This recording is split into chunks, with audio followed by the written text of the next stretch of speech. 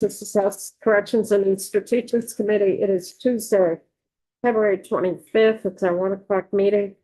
We are back on the Capitol bill. We are going to be hearing testimony from UVM on the request of 1.6 million for FY26 and 1.6 million for FY27. It is section 7. Section 7. So on this spreadsheet. And also in our book, it's page 17 under the tab. And we have always provided some dollars to UVM as well as our state colleges for their major maintenance. And they can also target this money towards any building project that they may have for a new building or renovations in a building. So we've allowed some flexibility. So I'm going to turn it over to Vice President Richard Pate. Share my screen. And somebody's trying to share their screen. Thank you. We're going to wait a little bit here so we can get the. Yeah, no, it's not. It had something to do with. Vice President, is that with a K or a C? C. CAT. Thank you. E. Yeah, for the record, while we're writing, I'm Richard Cate, Vice President for Finance Administration at UVM.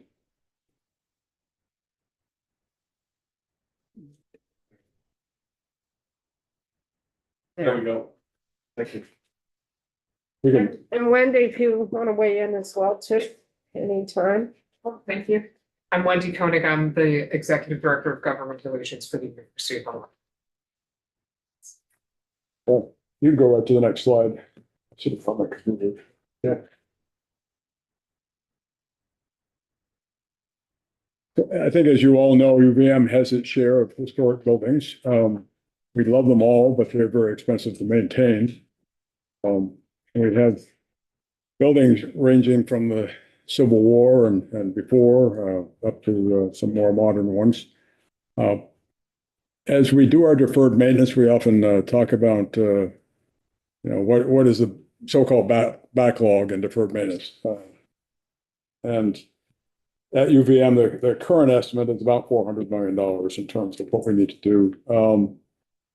That doesn't mean that things are falling down or anything. The team does a really good job of taking care of everything, but we are always looking for resources of any sort to do it. We have some deferred maintenance built into our operating budget. We have the capital money that the state is good enough to give us. On occasion, we may be building a new building to replace an old one, and that helps us. We have a renovation project on an existing building, and that knocks down some more of the deferred maintenance over time. But it's tough to keep up. We'll go to that next slide. Good. This is a slide that shows the state's portion is in blue at the bottom, and what UVM is putting in is a green portion of the bars. In a perfect world, we'd be spending at least $30 million a year to keep up. Our depreciation is somewhat more than that annually. But it's very seldom what we get there unless we're in a year when we have actually done a major capital project and therefore have taken care of a lot of deferred maintenance. One of the things we are doing and have been doing for the last few years is to kind of deassess, as it were, some of our older wood frame, or not all wood frame, but they were houses, buildings that are on the perimeter of the campus.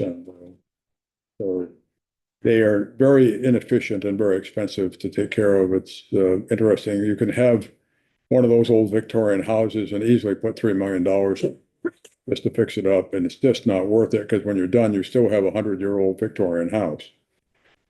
So especially since COVID, when more of our workers are remote. We have been kind of trying to downsize the footprint that we occupy. And so we have closed several of these houses now.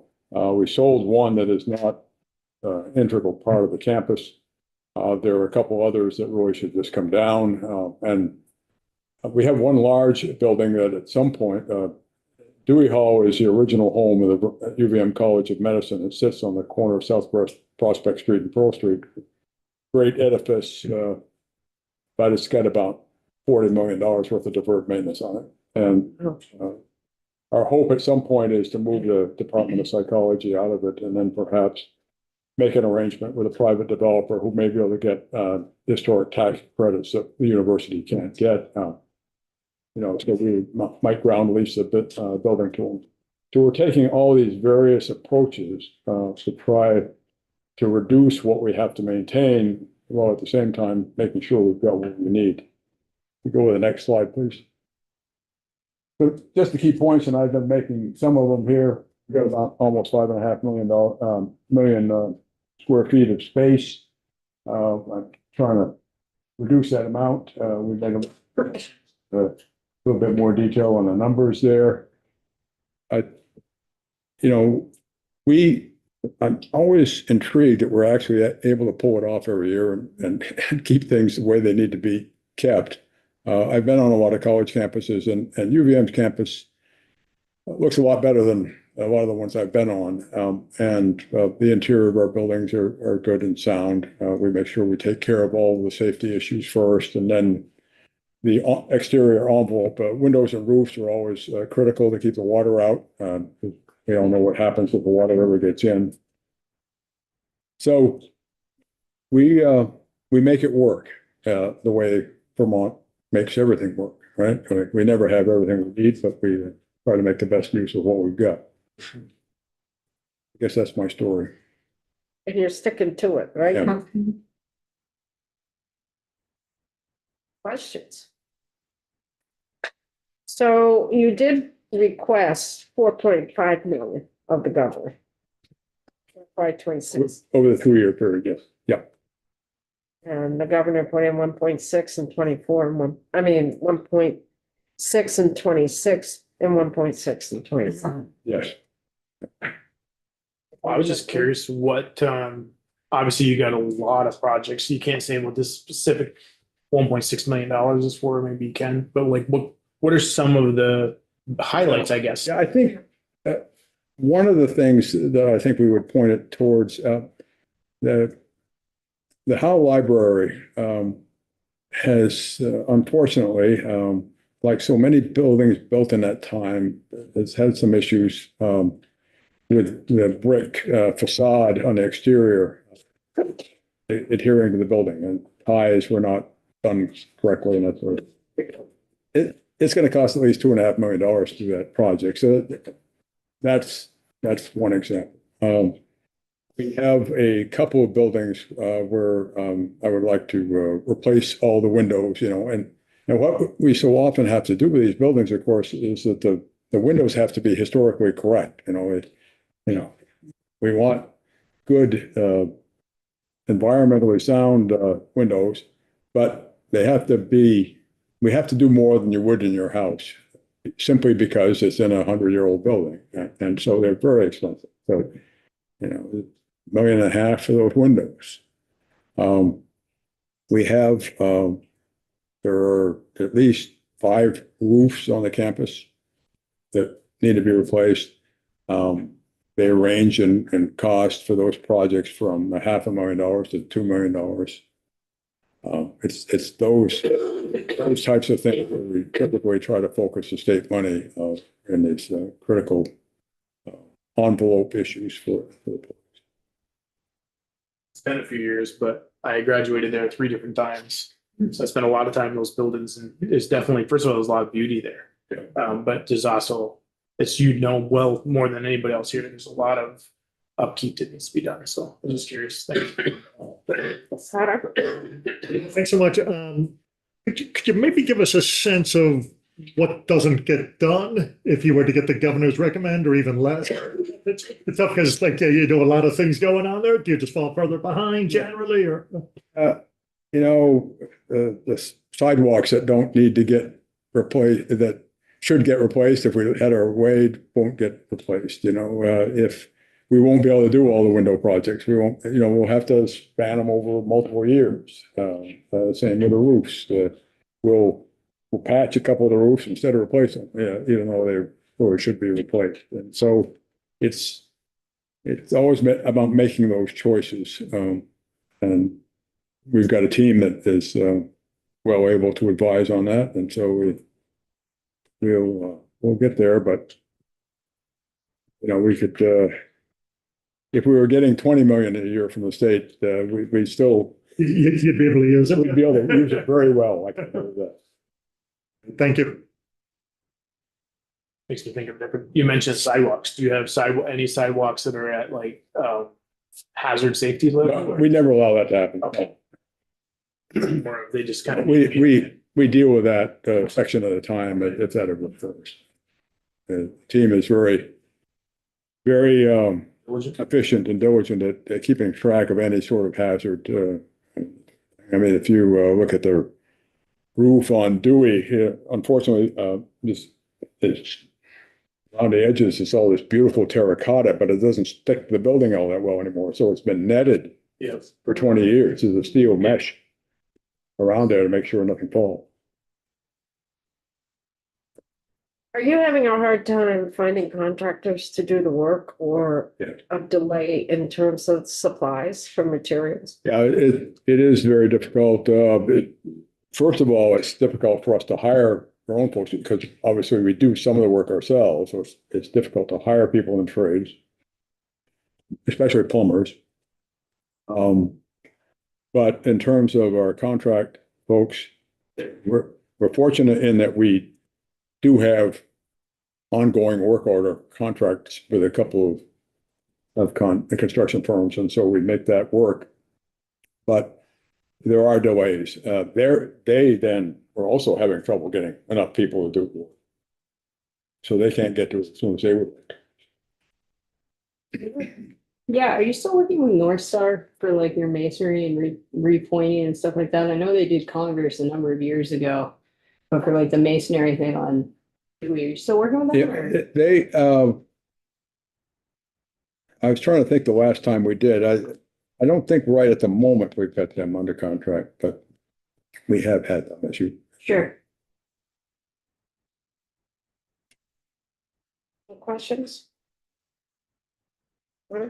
Keep hearing rumblings of a new gymnasium to replace Patrick there. Do you have any breaking news for us on that or? If you have $85 million payment after. All right. Basic It's got a memorial. good ring to Right it. now, we Broke. Yes. the president of the foundation is searching for donors that might be able to have the money to do that. The institution itself does not have the resources.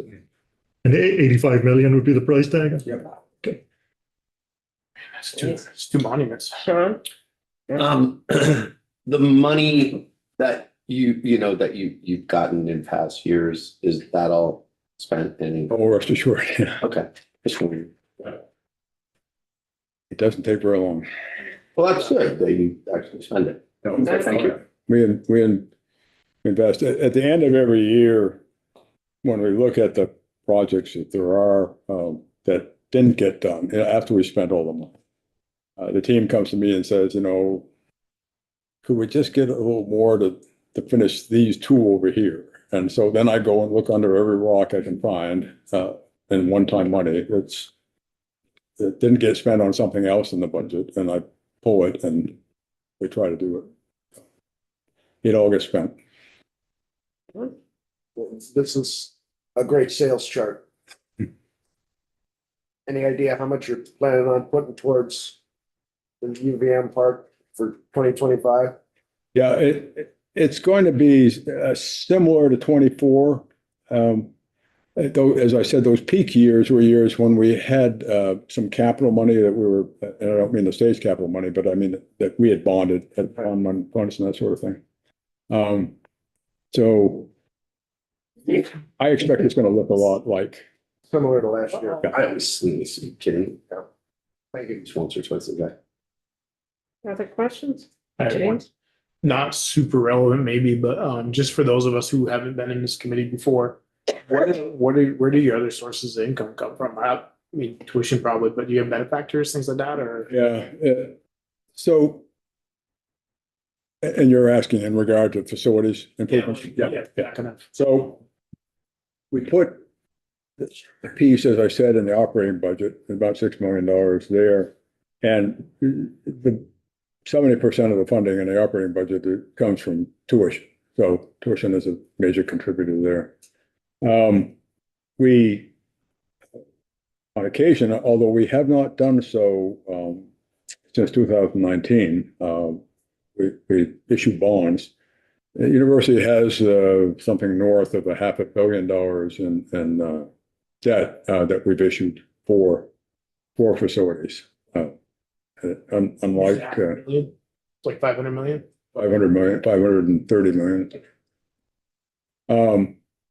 So that's been a primary source. If you looked at everything we've done over the years, that's a big chunk. It's not so much what we're doing right at the moment. With donors, it's interesting. If some particular project catches a donor's eye, they go first. And you often read the headlines where donors have given, $100 million to some other institution and they name a building after them. But it doesn't happen that often. There aren't that many people interested in brick and mortar. They're much more interested in programs, scholarships, which is all great. But so we don't get a lot in that regard, but on occasion it does happen. It's more likely that a building gets named because a donor gave us $10 or $15 million to name a program. And so we say, okay, we'll name the building after you. It's not because they gave us the money to build the building. But we get some, and I don't mean to minimize it. We'll take what we can get, but it's not a cash cow. Some people might think. No, not at all. Thank you. Other questions? Thank you, folks. Thank you. Have a good day. Yeah, we always like Appreciate to have you come in at least, give us a little update. It's not always what you have requested, but better than nothing. Right? We're gonna start markup probably, we're gonna do a little bit this week, but definitely when we come back from our town meeting break. There's one thing this old CFO knows, there's never enough money to pay for everything everybody asks for. Yeah. Sure, Thank you. Thank you so you. much. Appreciate it. Drive safe. thank you. Okay, well, Eric's out in the hallway. Yippee-yay-yay. Oh, black. I was like, Eric. Or black. Yep. I wasn't gonna let the committee do this by themselves. So we are gonna shift gears to the clean water section as well as A&R. So section 9 and section 10, and if you see Eric, you can tell him that he's one of section 9 and 10. Sections 9 and 10. And in the book, it's A&R and clean water. so 19. And the other one, yeah.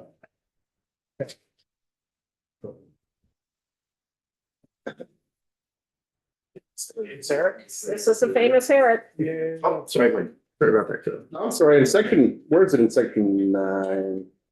Section 9 is drinking water revolving loan fund, that's line 45. Doesn't. And then in Yes.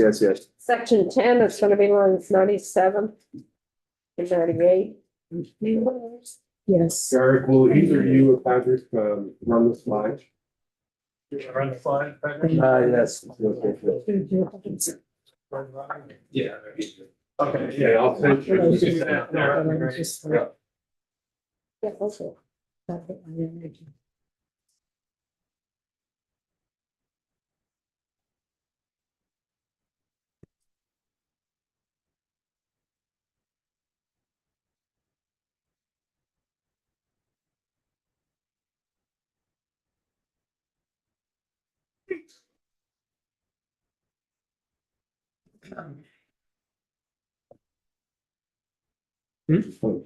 So there is a document, folks. It's not good when it's got This one's sneezing, this one's coughing. Dry, my throat's dry. Coming our way. I just need a drink. Down. We got rid of typhoid Mary. I know. Typhoid Alice. Yeah. We'll let Phil do what he has to do. So which one of you two is gonna hit the hot seat? Eric? Well, I don't know if it was road. Well, it's in too hot deep. Pretty close, you can call me. Yeah. Or I can slide out, we can do a folding chair too, I mean. That's why you're. Yeah. They can have a hot seat and a warm seat. I just sent it, Tucker, so it'll be there in a second. We have. Oh, it's this one. I got it right. I didn't even know. Oh, that's why.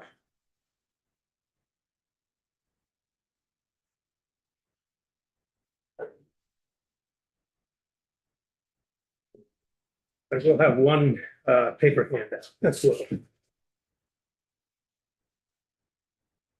Let you folks get settled.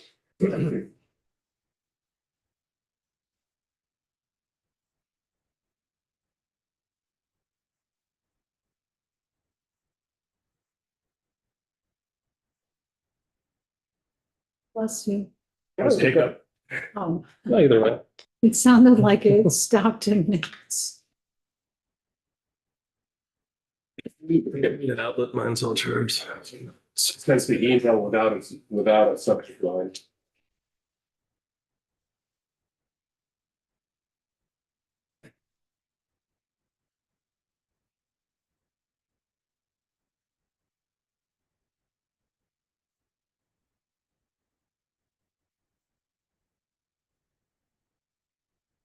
Still hasn't come through. I haven't looked. Are you sending that? No, us? No, I he's just sending sent it to it. Patrick. Oh, okay. Sorry, I didn't hear something. Sometimes it takes a long time just to go across the room.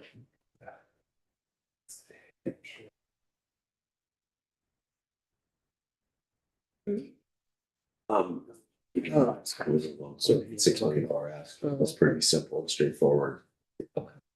It's with general maintenance for the roof of some of the buildings. They need $400 million to do the work at UVM. They're asking for 1.6 from us. Specifically for you.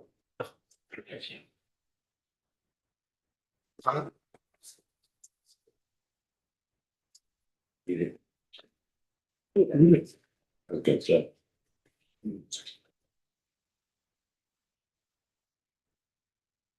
No. Said it was sent, I sent it to you.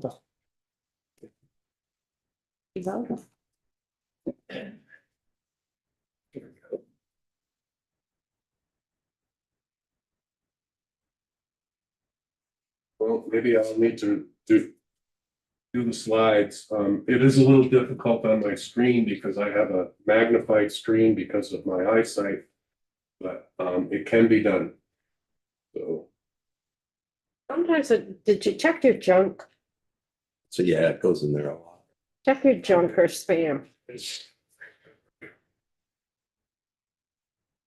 yes. All right, how are you feeling?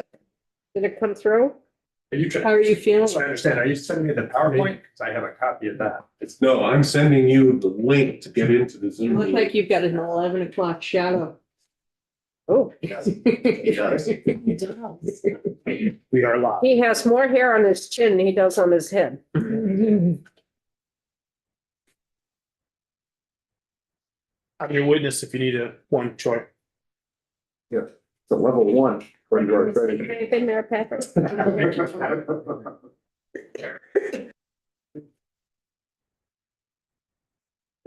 I'm fine. Sound worse than I feel. For what? What I think. Yeah. that's okay. There you are. And I'm gonna make you a co-host. and- All right, I'll pass out the paper copy in the meantime. Okay. Eric, We can get to it at various points. So. The two go through it.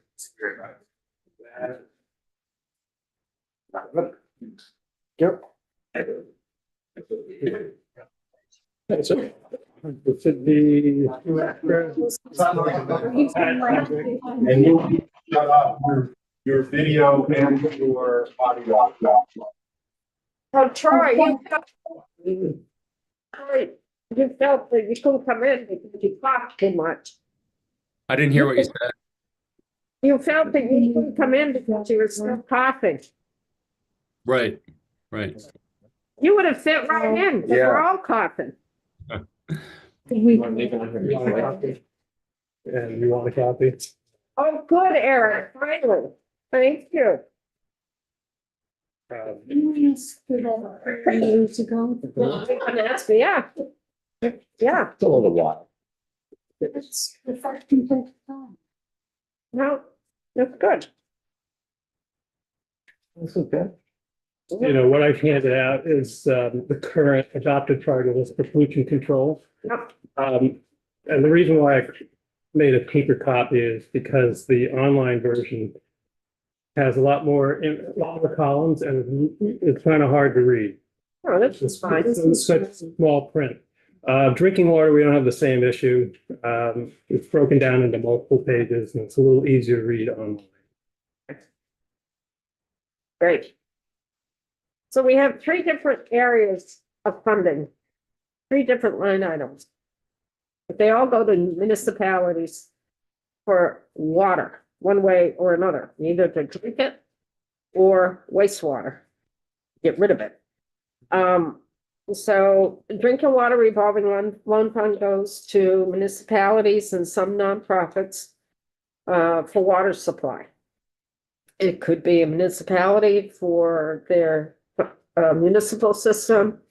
It could be towards condominium units possibly that are located within a water district for drinking water purposes. Could be mobile home parks. Could be a variety of places. Our wastewater systems, there are two funds. One is called Clean Water Revolving Loan Fund, which is money that goes to the communities for your wastewater projects, your sewer capacity, upgrading your sewer plants. I'm not going to go any further than that.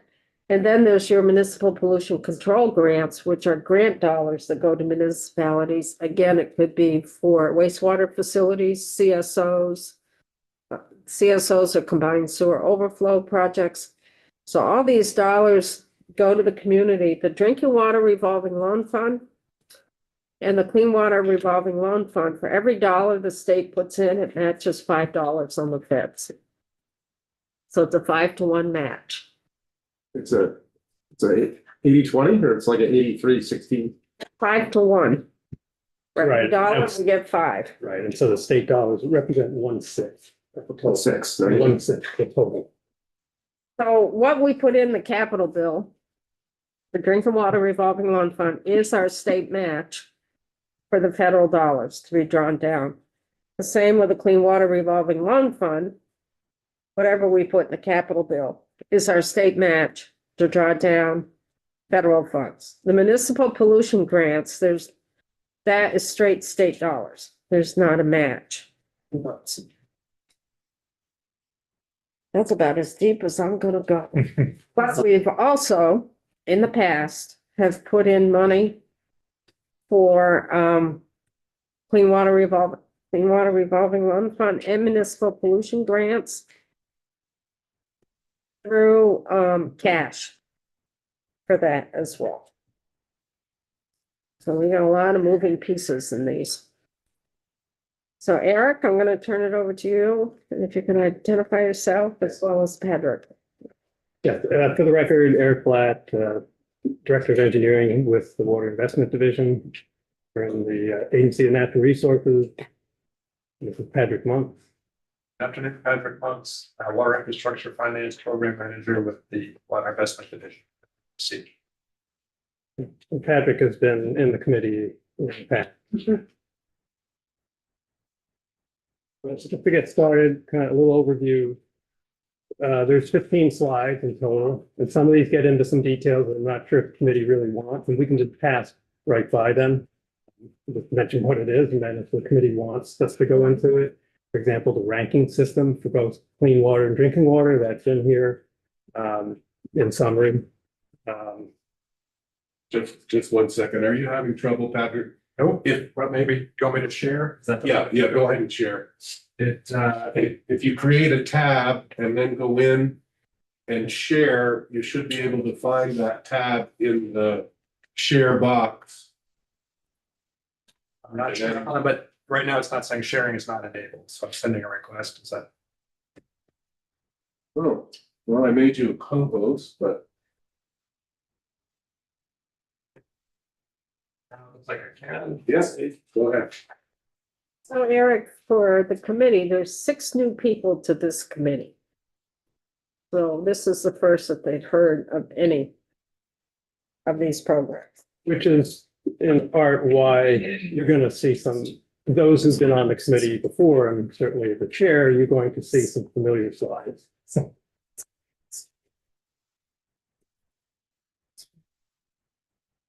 Well, while we're waiting, one other thing, just add to your nice summary of these funds that go into water and wastewater. The pollution control grant dollars, because they're state dollars, are actually used as match to the Lake Champlain Basin Program grant. So very convenient that we're funding projects with those dollars that can actually be used, sort of doing double duty in a way that they can be used as match to some other major federal grant programs. And the Lake Champlain Basin dollars do not flow into these kinds of projects, but we can get You credit. can get credit. Slides are good to be right. All right, so first slide just simply summarizes the sections of the capital bill that we're essentially testifying about. First line item is the drinking water match, and you'll notice that it's for 27 only.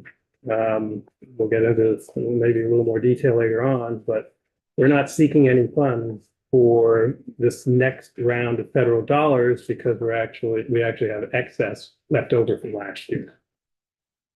Because last year for drinking water, you received 2.2 million. And so you had a total of the last 2 years, 2.3 million for that. Are you finding that municipalities are having a hard time putting the projects together? Are they having a hard time passing bond votes for them? Are they having a hard time lining up contractors? So, I don't believe, certainly there's a lot of activity, there are a lot of projects ongoing, but you'll see in later slides, the amount of money that we've put out on the street and the number of projects. So just based on that alone, I'd say that things are moving along. It's just, there is a limit in terms of how many yellow machines are out there that can actually do this work.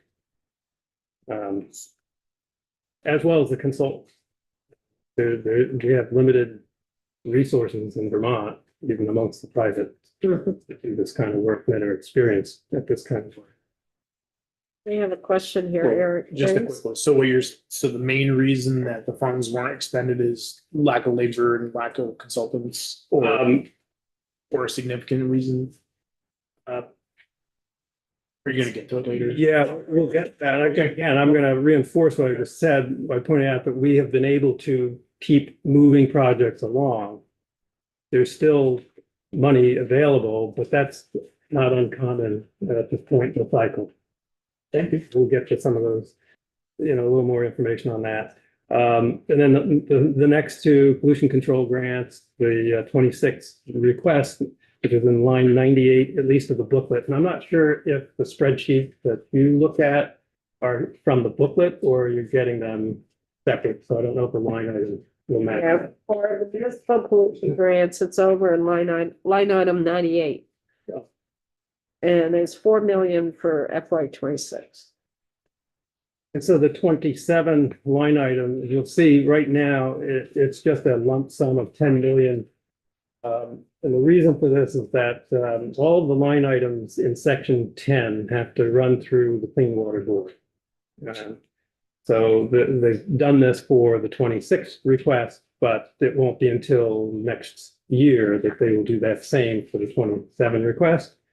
And presumably within that 10 million will be whatever match dollars we need for the federal SRF grant and pollution control grants. We can move to the next slide. The next series of slides are just photographs. I thought it would be kind of one way of just showing the committee some of the projects that we fund. So first slide, and we're going to start from 10,000 feet, work our way right down to all projects. So we'll go through these pretty quickly. The first slide is an aerial view of the Heinsberg wastewater treatment plant. We're in the middle of a $15 million project, a major upgrade to that plant. And off to the left on the screen, you see the community that's basically served by that treatment plant. How much again was the project? I don't have the figure right off the top of my head, but I think it's upwards of 15 million. And there is pollution control grant dollars in this project, substantial amount of pollution control, as well as clean water SRF loan. The next project, this is drinking water. This is water line installation to connect the new well from Craftsbury Fire District 2. This project is remediating PFAS contamination of their water supply. This project benefited from a drinking water SRF loan with 100% subsidy. I believe this came out of the federal grant, the EC grant, emerging contaminants grant, and there's no state match to that grant. So it's just 100% federal dollars that gone into the project and have been forgiven. And how much was that project? If we always stump you, Eric. Yes, I have to think, it's on the order of $1 million in that range. Yep.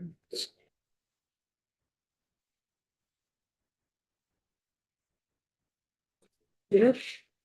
My apologies, Madam Chair, but is this whole clean water thing, is that something that you could use for like the South Factory? Yes, actually, state agencies are also eligible, have never funded with SRF dollars, but we've considered it in the past. So technically by statute, in the area of the law that governs these funds is in Title 24, Chapter 1. And there is provision in state agencies. Do they have to make their request through the general channels, or is that something you designate? They would, just like any other project, they would have to go on to our priority list. Yep. Some challenges that we've not really fully reconciled with potentially funding a state agency is the equivalent of a municipal bond. All of our projects have to back up their loan with a municipal bond, dollar for dollar. So what is the equivalent for a state agency? Question. Because basically they're taking on debt. Unless it's fully forgiven. It's an issue we brought up with our attorneys in the past. We've had some state agencies that have considered into the SRF, but it's never really material. That's not to say that it couldn't happen in the future. So could federal funds be used? Or would it just be the state portion of it? No, it would be federal and state. And I assume what you're asking about is the pollution control system. Yeah. Catry, yeah. To meet their permit requirements. Yes. So we actually. Quite the. We could potentially draw federal money by going this route. Potentially. Yeah. Could work out the details. Yeah. If we can get the details for it. There was some question whether the state agency would have to get legislative authority to take on debt. It's just an open question. It's an open question. or another entity, the general fund puts some dollars on the table to take care of it. Yeah, we had looked into this with ACCD, project in Burlington, and again, it just never came to fruition. Can you repeat another entity what? You said another entity. I didn't hear what you said. What you just said. The other entity would be the state, right? You said something, you said another entity could something, and I didn't hear. Take on debt, because my question was gonna be related to the fact that some agencies and departments, it sounds like, are creating their own debt and we're, having to forgive it in some capacity. I'm not sure on that one. I'm not sure if departments or agencies can, on a state level, can take on debt. I mean, you'd have to go to the general fund. Well, I just didn't hear. That's all. I think you go to the general fund to pay that instead of pay that share. So, and That's out of the state pockets either way. I think it's an open question. The statute at least is set up so that if an agency should take on debt, there is provisions, no change is necessary to chapter 120, at least to authorize a state agency to take on an SRF loan. The underlying question that I don't think has really been answered is, can a state agency take on debt?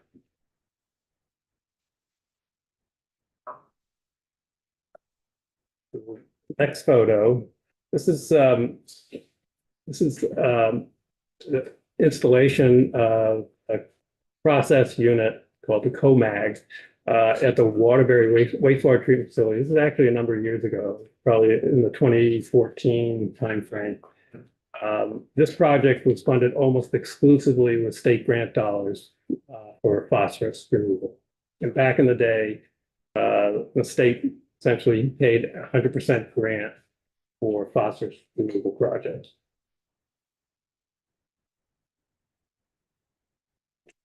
So are you still doing work on this? No, Okay, so why would it be in this year's Uh, presentation? it's just to show you the range of projects that these funds.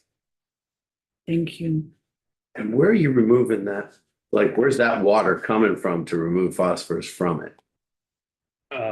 Well, major component of the influent probably coming from Ben and Terry's facility, less whatever they pre-treat. Gotcha. Thank you. And other industries, some of it, the brewery with high organic content that discharge to the plant. Moving now to the fifth screen slide. This gets it down to the smallest type project, essentially. And what you're seeing in this photograph are laborers putting in water and sewer services. In this case, it's the Milton manufactured home community. It's a substantial project for the park. It's about 100 units, and as you can see on the left, it's over a $5 million project. And our department helped administer 4 different funding sources that went into this project. There's, of course, drinking water SRF loan, there's clean water SRF loan. There is a CDS grant that's an earmark from the federal government, otherwise known as congressionally delegated spending. And the fourth one is a WIN grant, another federal grant for drinking. So that's the DEC's portion of the project cost. In addition to that, the Vermont Housing Conservation Board has money into this project, and there are several other funding institutions as well. How is that park service prior to this project? So they were connected to the municipal water system, but their distribution system was in really bad shape. Wastewater wise, they were on-site systems. So this project enabled them to connect to the Milton Municipal Wastewater Treatment Facility. And this is still an active project. I mean, they're finishing up right now. You are answering my question. I was going to say, is this active right now? Yeah, we're just wrapping this up. Okay, and so this will be 100 new homes in that area. Not new. It's an existing park. Well, I mean existing, but it'll be adding some additional homes for folks or just improving the. Improving the conditions.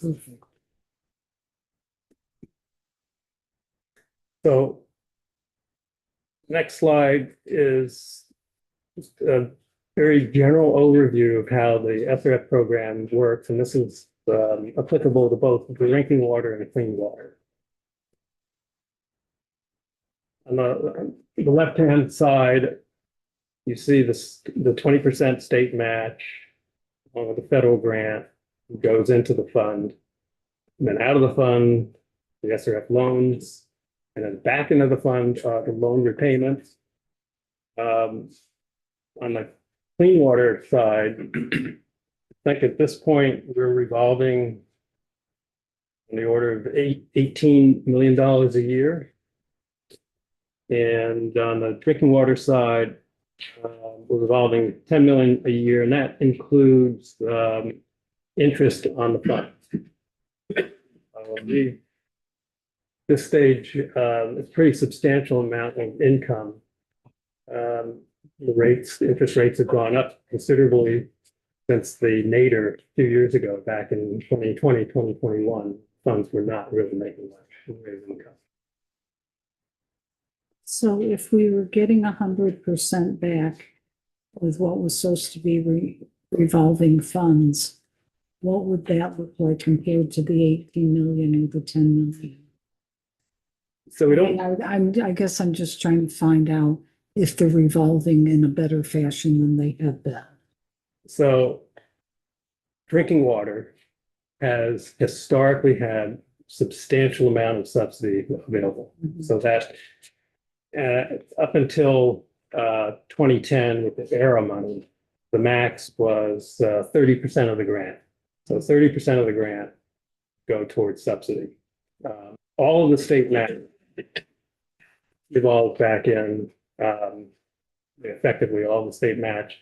And then also from the federal grants are what are referred to as set-asides. Those are dollars that are pulled off of the federal grant that are used for funding operational expenses for the department. Primarily with drinking water, it's the Drinking Water Groundwater Protection Division, essentially a regulatory operation, technical assistance regulatory operation. I'm not sure if that quite answered it. So the 18 million is where we should be and what should be revolving, or is there more money that should be revolving that could go out for more projects? It will probably increase, given the IIJA money, with the big increase in the amount of IIJ money over the. And could you 5 tell years. us the acronym for the new numbers? Yeah, so that's the Infrastructure Investment Jobs Act. Also, it's known as Bill Bipartisan Infrastructure Law. So this was passed this is the federal law passed in 2021. The very last slide is a summary of all of the grants that make five-year period, along with the state match for those grants.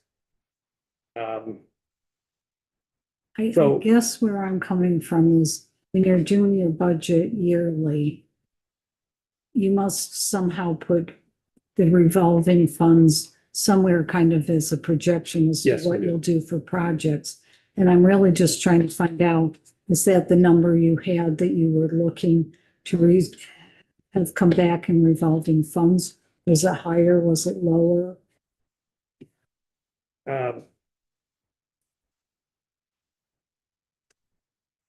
Know that we really look at it in that context, whether it's higher or lower than what we expect. Well, you have to know the money you're dealing. We know how much is coming. Yeah. Whether we view that as higher or less than what we would have expected. Not sure that we really don't look at it that way. If we were to take the position, for example, that we have a certain amount of a minimum amount of subsidy and a maximum amount of subsidy that we're allowed to provide. If we decided that, for example, our goal is to provide the least amount of subsidy and therefore have the maximum amount coming back in, Right. then that's where I would say, yes, we would then look at that and see if we're actually. But my question is, are Matching. you there? Do you feel that you're where you should be? I do. And what our, in Based recent on years, what, our though? goal, well, in we're there relative to the fact that we are providing essentially the max amount of subsidy right now. So we're not seeing defaults. The communities are paying back on their loans. The fund has grown, the repayment stream has increased over time. And I do think what's going to happen once the loans that we're now awarding with the BIL money, there'll be about a 4-year lag. But once that lag has passed, we're going to see another surge in repayment monies coming back in. 4-year lag is kind of extended to what year? Well, it's 4 years on top of each grant award. So in terms of the cycle, we receive a grant. The projects on the priority list that are funded with that grant, those projects can take a year to 2 years before they actually go to construction. Now they're into active construction. It'll be another 2 years before they start repaying on the loans. And that's the basis for the estimated 4-year lag from the point in which we receive a grant to the point in which loan repayments start coming in based on that grant. Okay.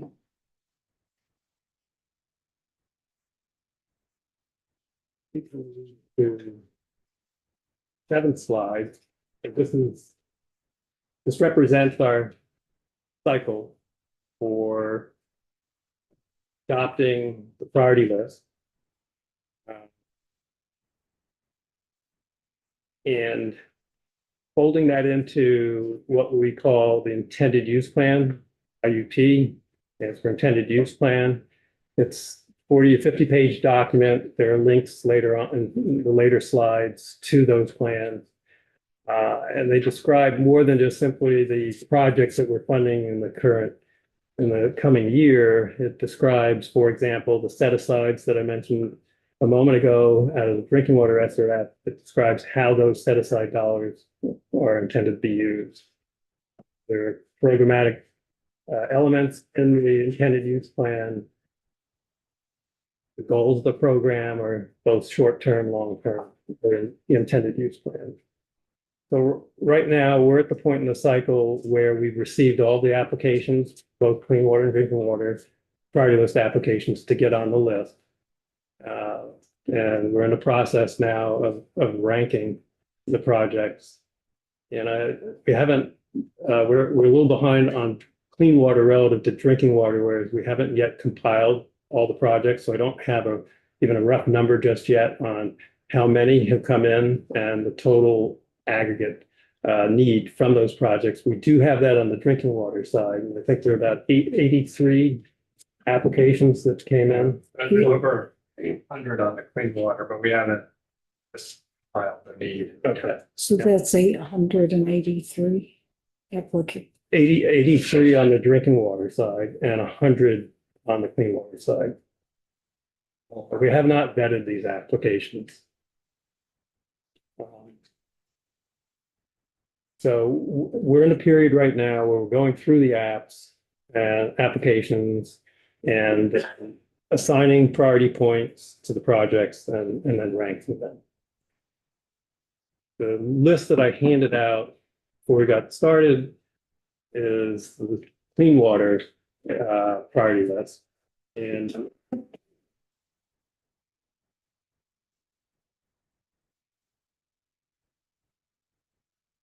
it's a slimmed down version, not in terms of the project, number of projects, and the order of the project, but just in terms of the amount of columns on this page. There's a lot of other information that we include in the intended use plan for the projects. So just so the committee can understand some of the process. So a municipality wants to upgrade their wastewater system, or they want to upgrade their drinking water system. What they have to do first is have a public notice about it, and then they have to submit their draft proposal to Department of Environmental Conservation to make sure it complies with the intended use plan, and also to see if it would qualify for any dollars coming from the drinking water revolving loan fund or the clean water revolving loan fund, correct? Yeah. And then the department will then set up a priority listing for those communities, because some may be of dire need, so they will be higher up on the priority list to get dollars than others. Is that in the simple terms? Yes, what the and- process is? There are slides for both drinking water and clean water to show you the criteria that we're using to rank the projects. And on the drinking water side, I think there's a total of 21 criteria. So I'm not going to go through all of those and bore the committee, but what I will say, we've kind of lumped them into three really broad categories. From the federal perspective and federal rule, our ranking system on the drinking water side has to give higher weighting to compliance with the Safe Drinking Water Act, the nature of the public health issue, and the lack of affordability of the recipient. So those are the three most prominent criteria. There are other criteria as well. This is on the drinking water stuff. If your municipality is contemplating upgrading your wastewater system, your combined sewer overflow system, anything with your drinking water, it's really important for them to connect with the Department of Environmental Conservation before they get too far down the planning process. So you may get calls that, well, we have this project, what do we do? And I say, call Eric.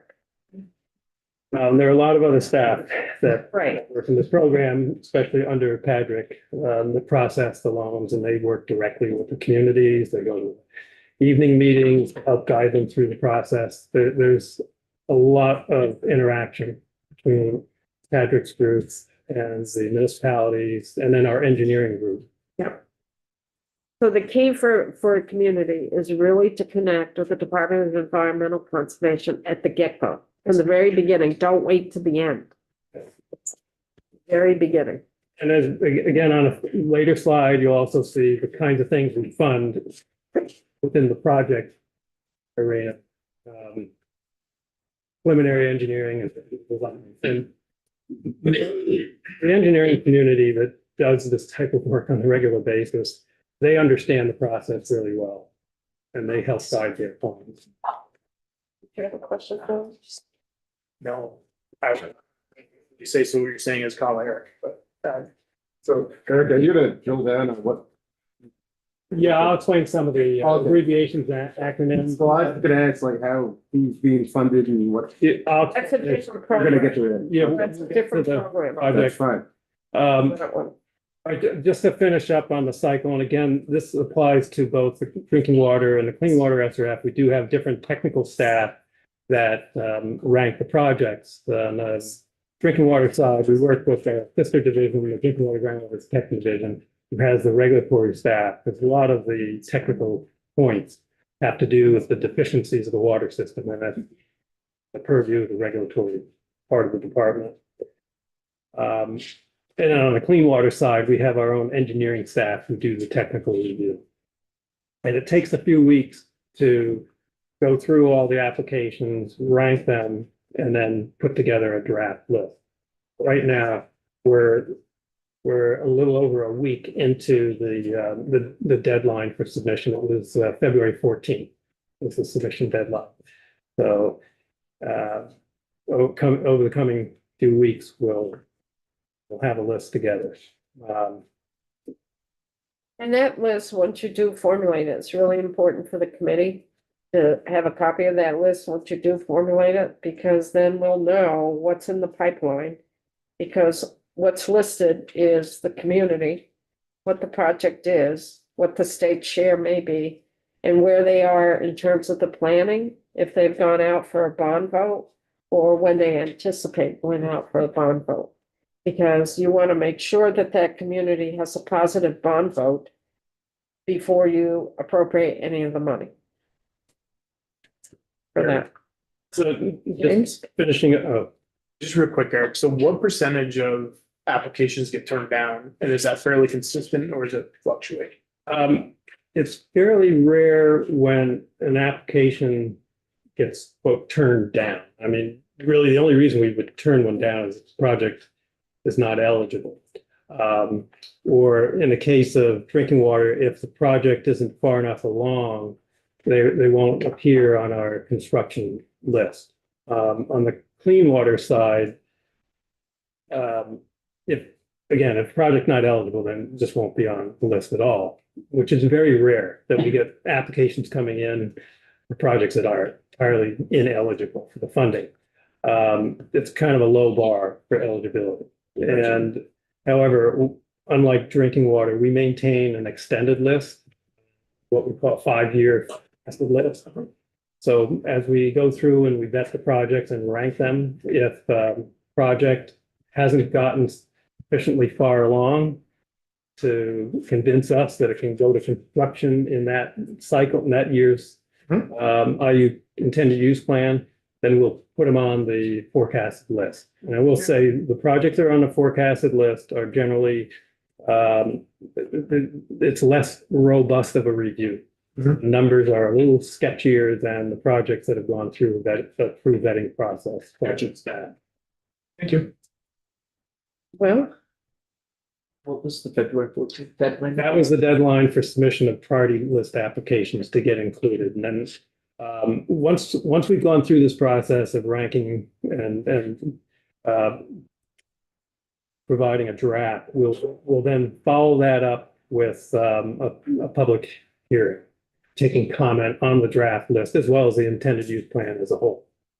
And we have in recent years been combining the drinking water and clean water at the same hearing, sort of back to back. Patrick has been running the hearing for the last few years. So that priority list is clean water, drinking water, and wastewater. There's separate priority lists. There's Separate intended use plans and separate priority lists. On the clean water side, the priority list, and you'll see it on this sheet, includes both the pollution control grant and the clean water FDF loan that a system is eligible for.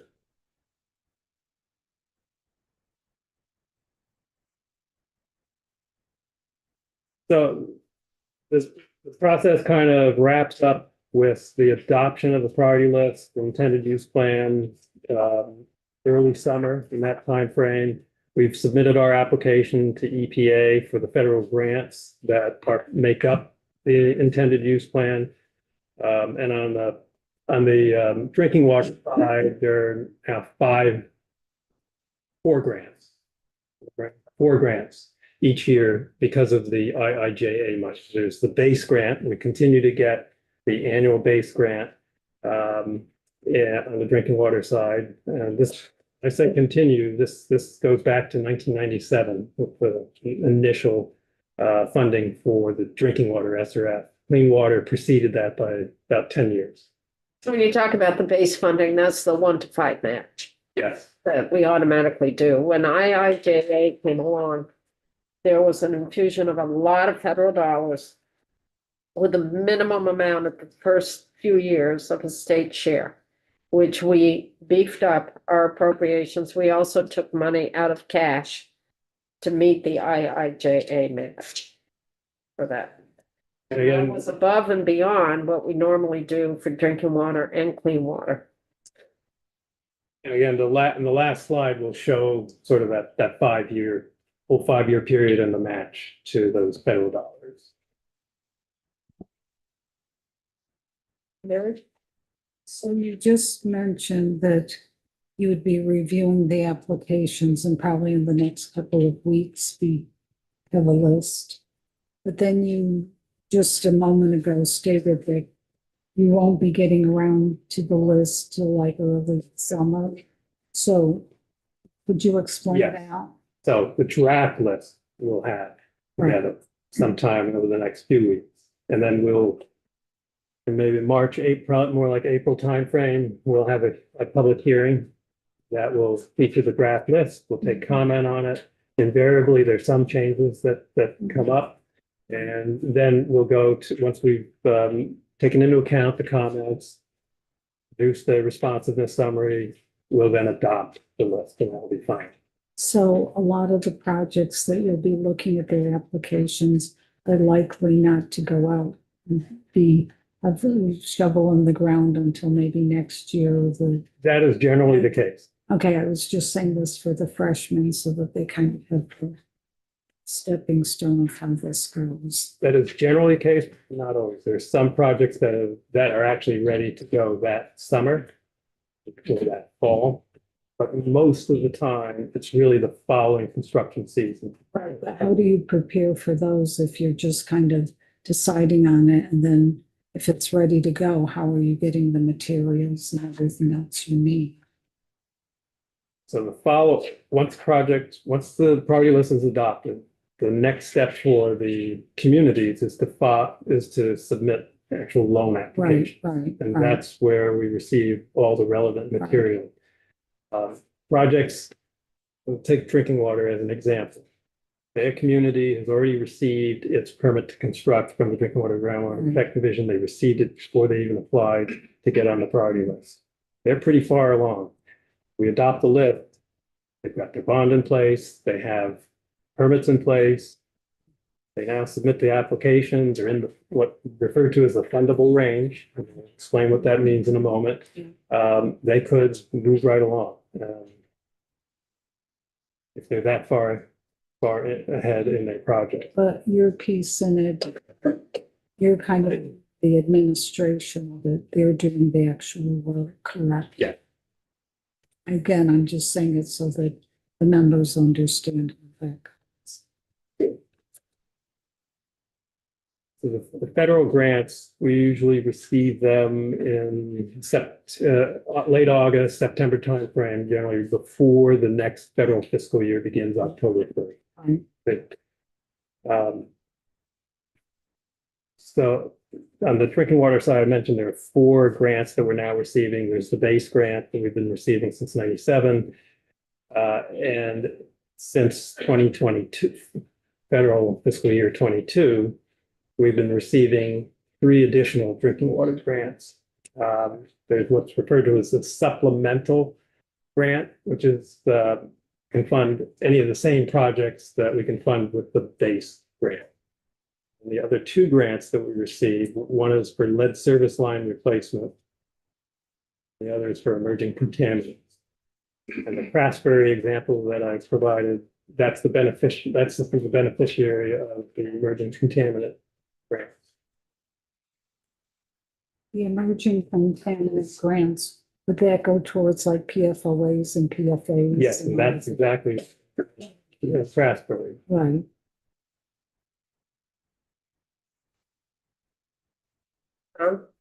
So is there a possibility where all these funds get used on one project?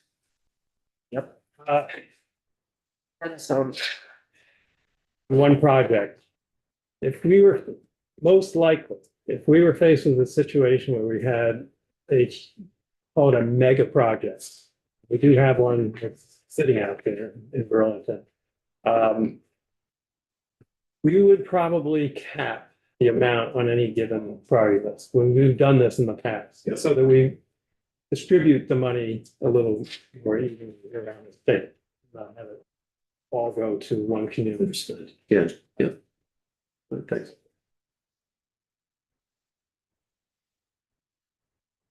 So on the clean water side, we've been receiving since the IIJA grants have been coming to the state, we've been receiving 3 grants. So the base grant, supplemental grant, again, can go to the same kinds of projects the base can go to, and then emerging contaminants grant on the clean water side.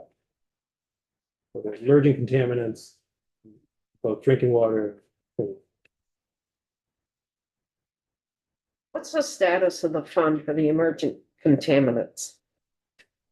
Because we have funded that here in the past. This is the state grant. This is the capital one. The unspent capital funds report provides information on that was submitted back in mid-January. I know that we've run through the first of the 2. First grant was 500,000 plus there was 50,000 for bottled and bulk water for schools. And the second grant, second appropriation was another 500,000 a little more general, it didn't have the same language that the first appropriation. But we're working through the remaining projects that make up that group. And I think the largest of those that's still outstanding, they're still trying to work through their solution with the Mount Holly School. They were the ones that started. That's why we did the bottled water to begin with. And again, the details on that are in the unspent capital fund report, which I'm sure the committee will go through. One other thing I'll say about those particular dollars, unlike all the other dollars that we're managing, we don't disperse those capital dollars along the way. We pay for the costs out of some other account that I'm not really familiar with, but it gets paid out of either permit money or general fund money. And then we reimburse at the end of the fiscal year. So what's been happening is each year there'll be a lump sum transfer of money from this appropriation to the fund to reimburse. So, which is why you won't necessarily see in finance and management reports disbursements out of the capital funds that actually track with disbursements out of the grants to the community. And these are all grants, not loans.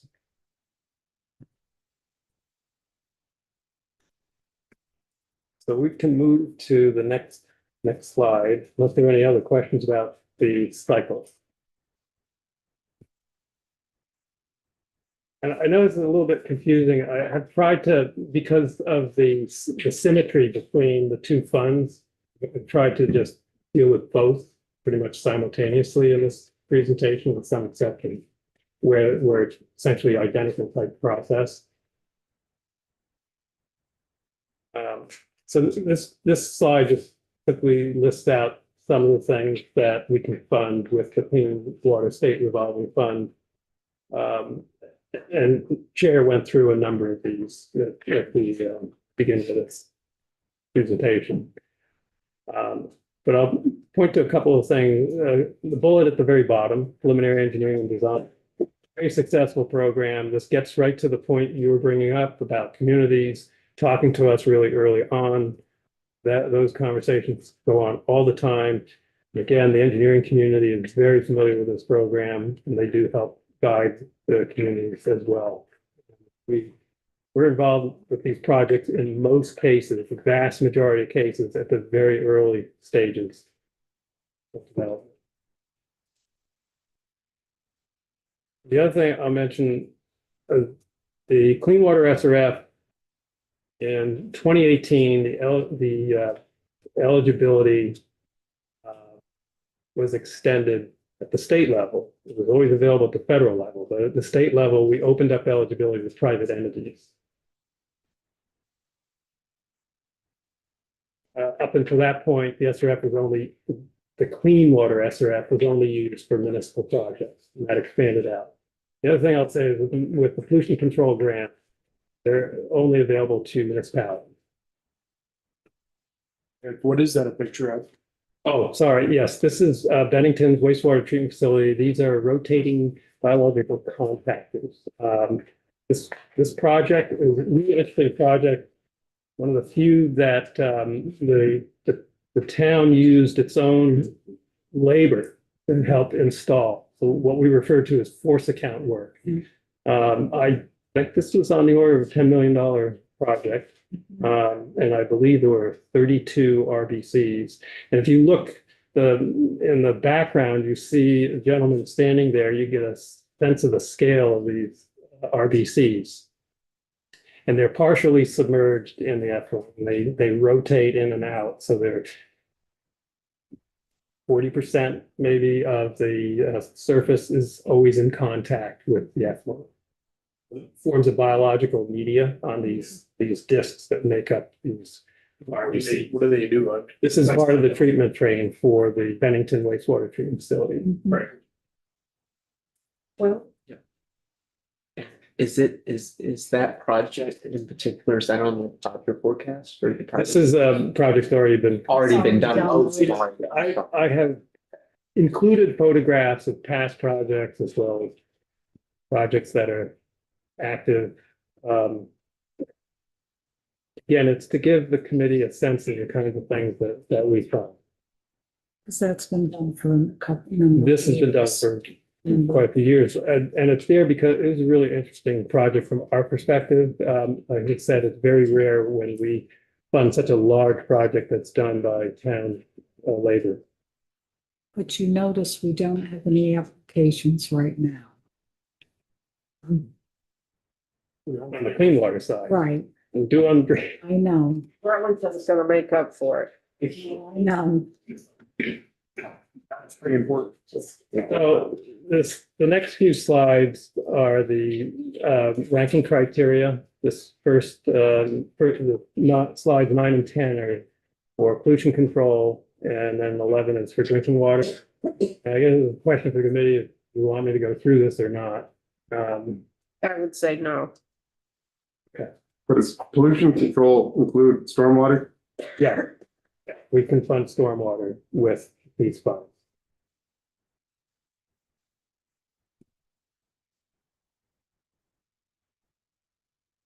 So you can always go through the presentation on your own time and you'll see if you want to see some of the detail.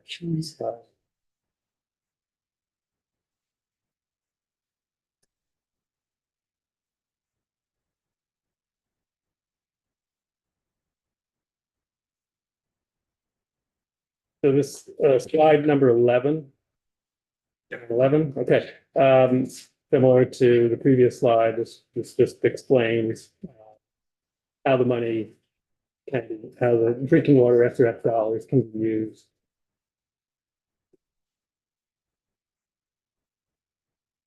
There are on the order of 1,400 public water systems in Vermont, and roughly half of those are eligible to access the SRF fund. There are about 400 community systems. Community systems are, think in terms of residential and municipal scale systems. Then there are 300 or so non-community systems, and those break down into what are referred to as transient systems and non-transients. The best example of non-transient systems are schools. Schools that are on their own wells. And the SRF program, the Drinking Water SRF program, has funded many schools over the years. There was a period in the mid-2000s where the program was funding the installation of backup disinfection in all the schools around groundwater. And the last bullet, fourth bullet on that slide, are the set-asides that I referred to. Out of each of the federal grants, there are 4 different set-asides. Those are, we took the maximum possible out of each grant. It's 31% of the grant. We don't always take the maximum that we're allowed to take. And those funds go to pay for operation expenses for the department, primarily in the drinking water, groundwater protection division. We fund technical assistance contracts. We do training of, we fund training contracts for water system operators. Some of the money is used for the administration of the SRFs. Some of the money goes towards source protection work. Wide variety of activities that are funded with those set-aside dollars, and they're really crucial to maintaining the level of staffing in our drinking water groundwater protection division.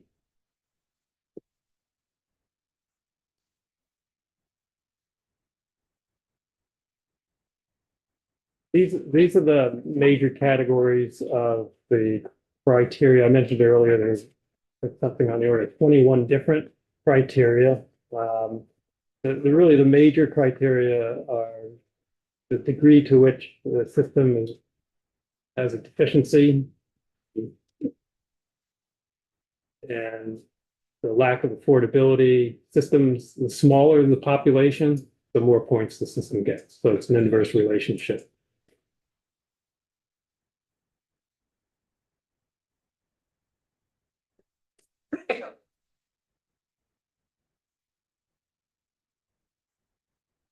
coming down the home stretch. Okay, so slide 13, this gets back, this sort of helps answer the question earlier about, whether big money. This is just a kind of an overview of the last year and a half, basically. The drinking water side, there've been 82 loans during state fiscal year 24 through December 24. More loans have been issued since then, but we haven't compiled. What? I haven't compiled those to include in this report. And what I'm trying to do is show the parallel between the two programs, because the third and fourth bullets are for the Clean Water SRF. We actually have submitted a legislative report that shows those numbers for clean water. We're not required to provide a legislative report for drinking water anymore, but we are for clean water. So this provides this same type of information on drinking water. Well, notice that, which you don't. The decision was made at some point back when there was an assessment of the need to continue submitting many legislative reports, and that was dropped. Clean water was not. I think we probably weighed in on that as a committee, and there was a shift made in the drinking water revolving loan fund where some of them were based on a sliding scale in terms of the wealth or the poverty level of the community. And if they were in the negative, they would get a grant. If they were in the positive, they would get a loan. And I think that changed. So I think the request for the list for drinking water just kind of fell by the wayside. Yeah.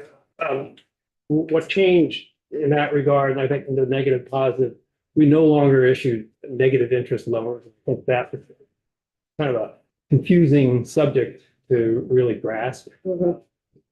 But we converted that into just upfront subsidy.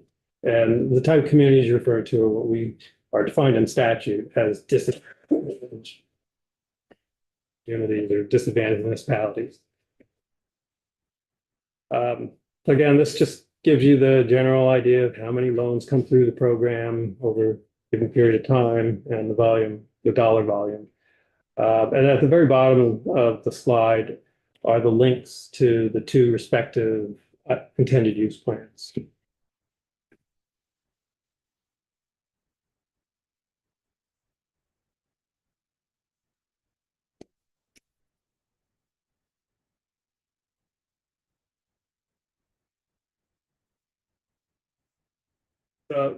Here's a summary of the apps that have come in so far. And again, I'd emphasize that we haven't really ground truth these. We haven't gone through and ranked them.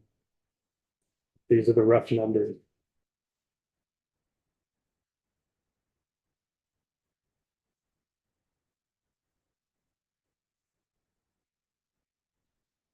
So for the committee, you want to follow this along.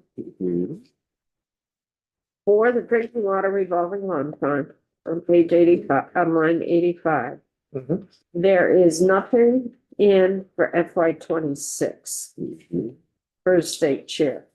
And that is because of the available funding. You feel that there's enough to get you through that you have in hand. Now, is any of that coming from the previous dollars we've put in for IIJA? No, for the base grants, both clean water, drinking water, those have their own line item appropriations. Yep. All of the IIJ money was held separate.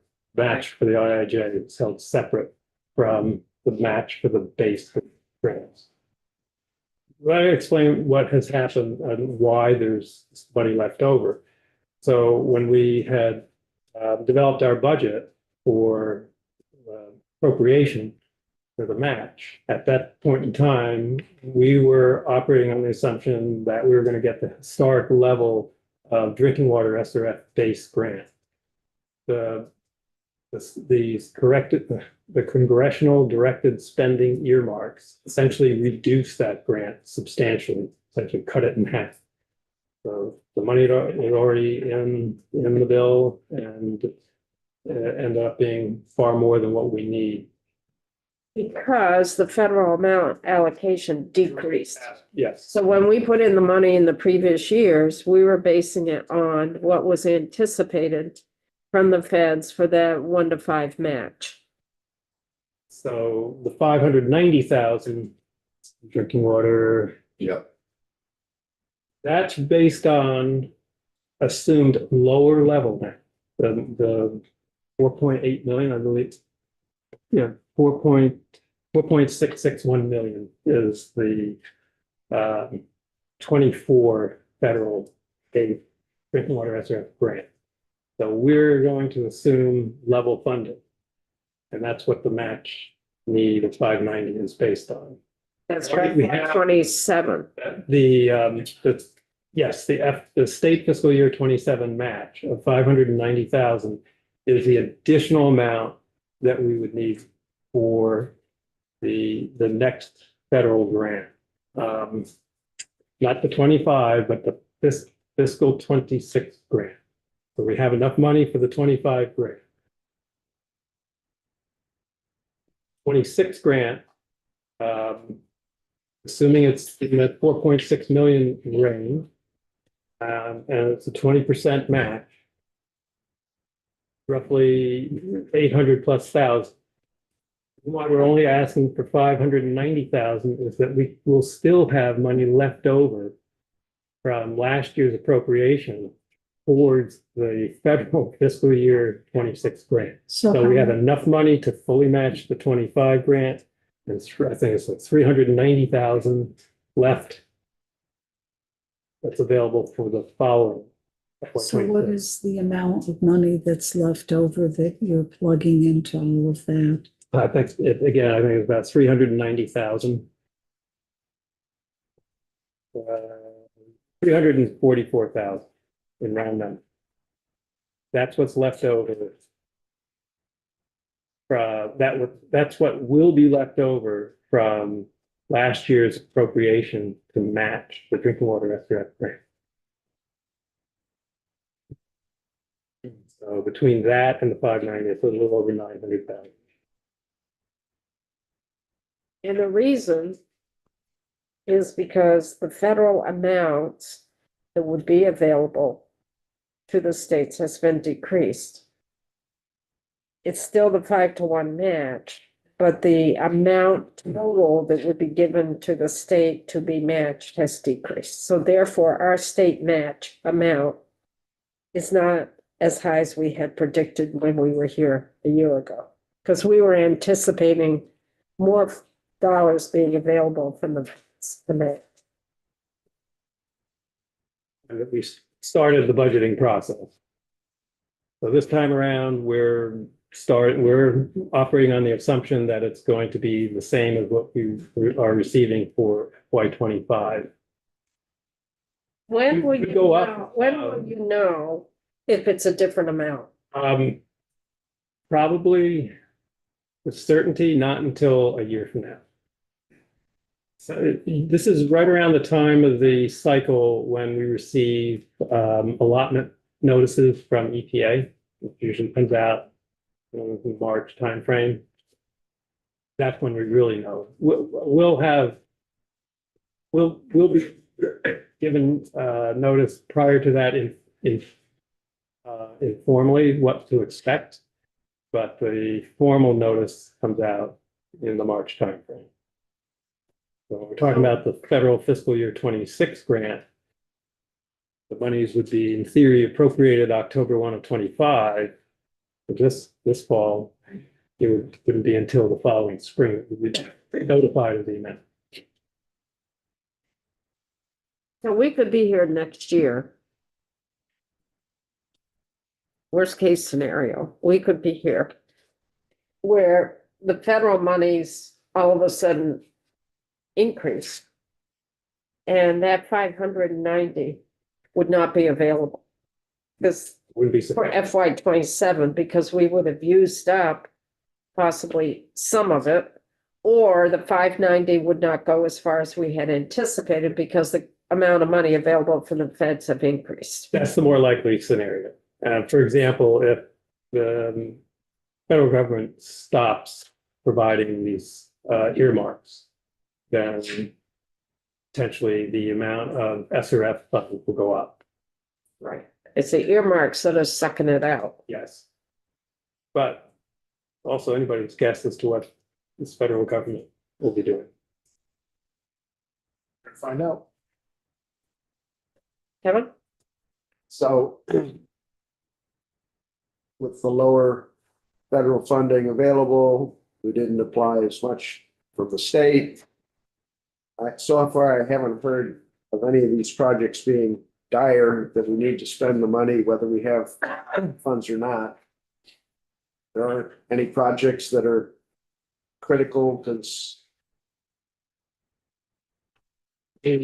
Right now, we have more funds than there's actual readiness of the projects that are on the list. So you're talking drinking water only, In both cases, we have drinking and clean both water? cases. So it's a good time to explain the fundable range that I mentioned earlier. So just pull up this sheet, because it applies to both funds, the way it's organized. So the very top of the sheet, there's no highlighting.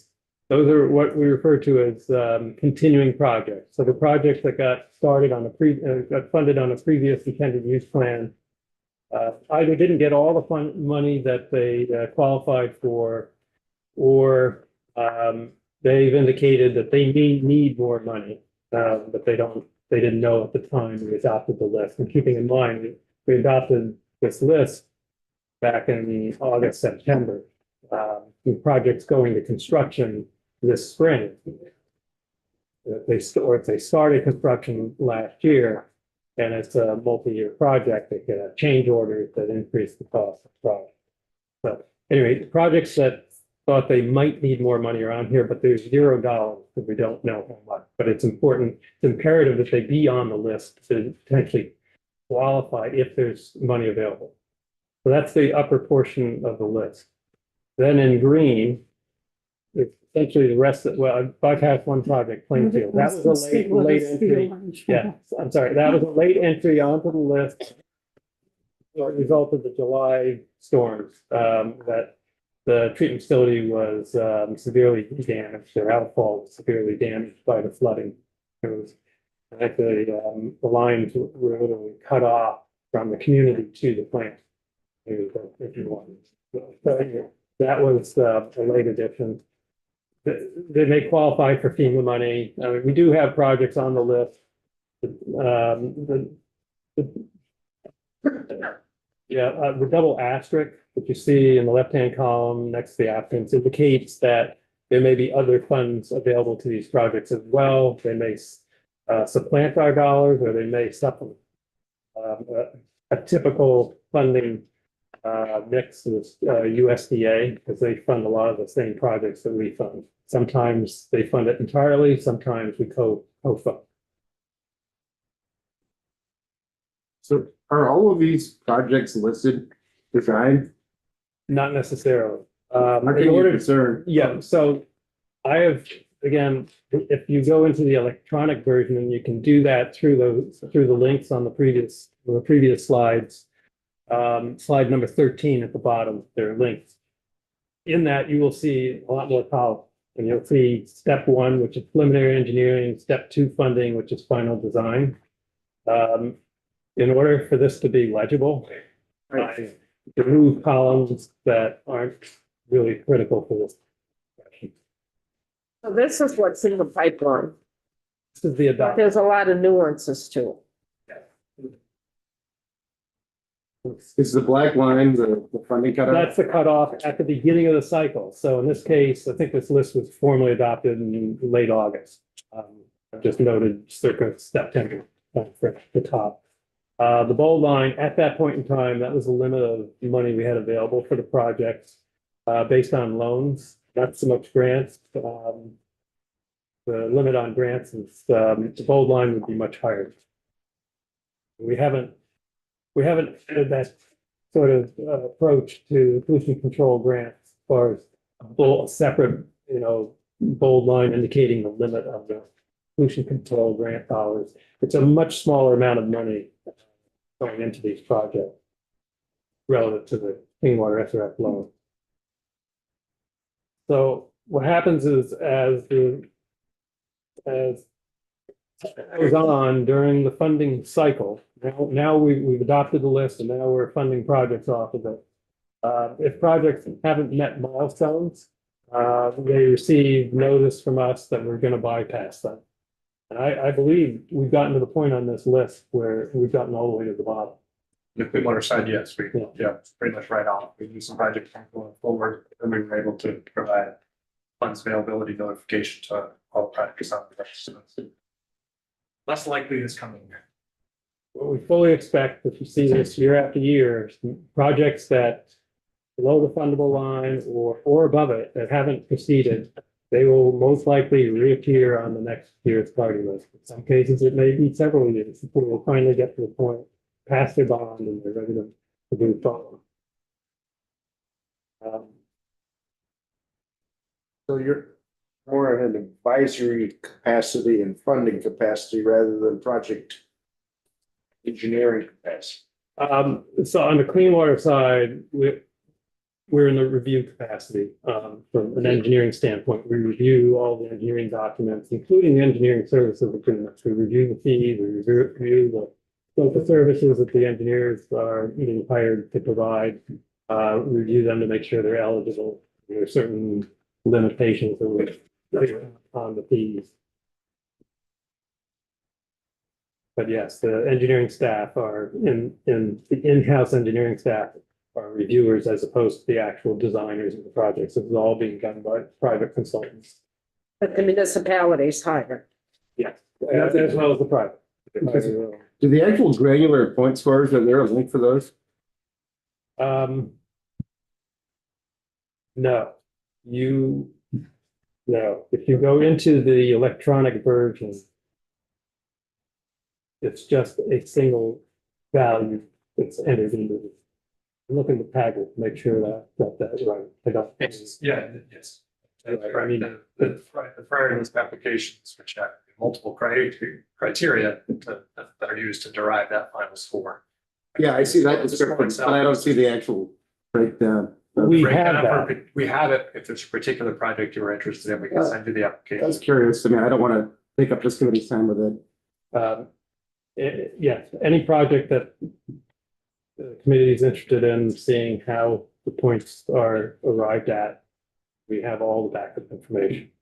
But again, you won't, if you click on that cell, it's not going to a bunch of points for the various criteria.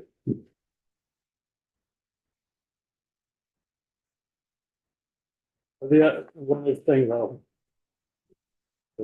draw your attention to is at the very bottom of the sheet on the right-hand side, you see that $40 million figure. That's, in theory, that's the amount of pollution control grant that these projects are eligible for in the aggregate.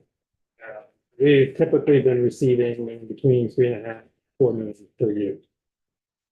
So clearly not enough grant dollars if all these projects were to go, and statistically, that's not likely to happen in any given year, that all projects on the list would proceed that year.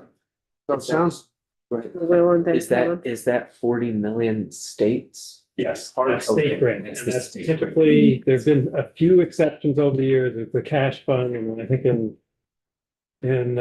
2000, FY21, that year, I guess there was a surplus of general fund money. And that was one of the few years until recently the general fund dollars were used for this program. Right, so you shifted from when you said grant eligibility, you shifted from the Clean Water Revolving Loan Fund to the municipal pollution grants, right?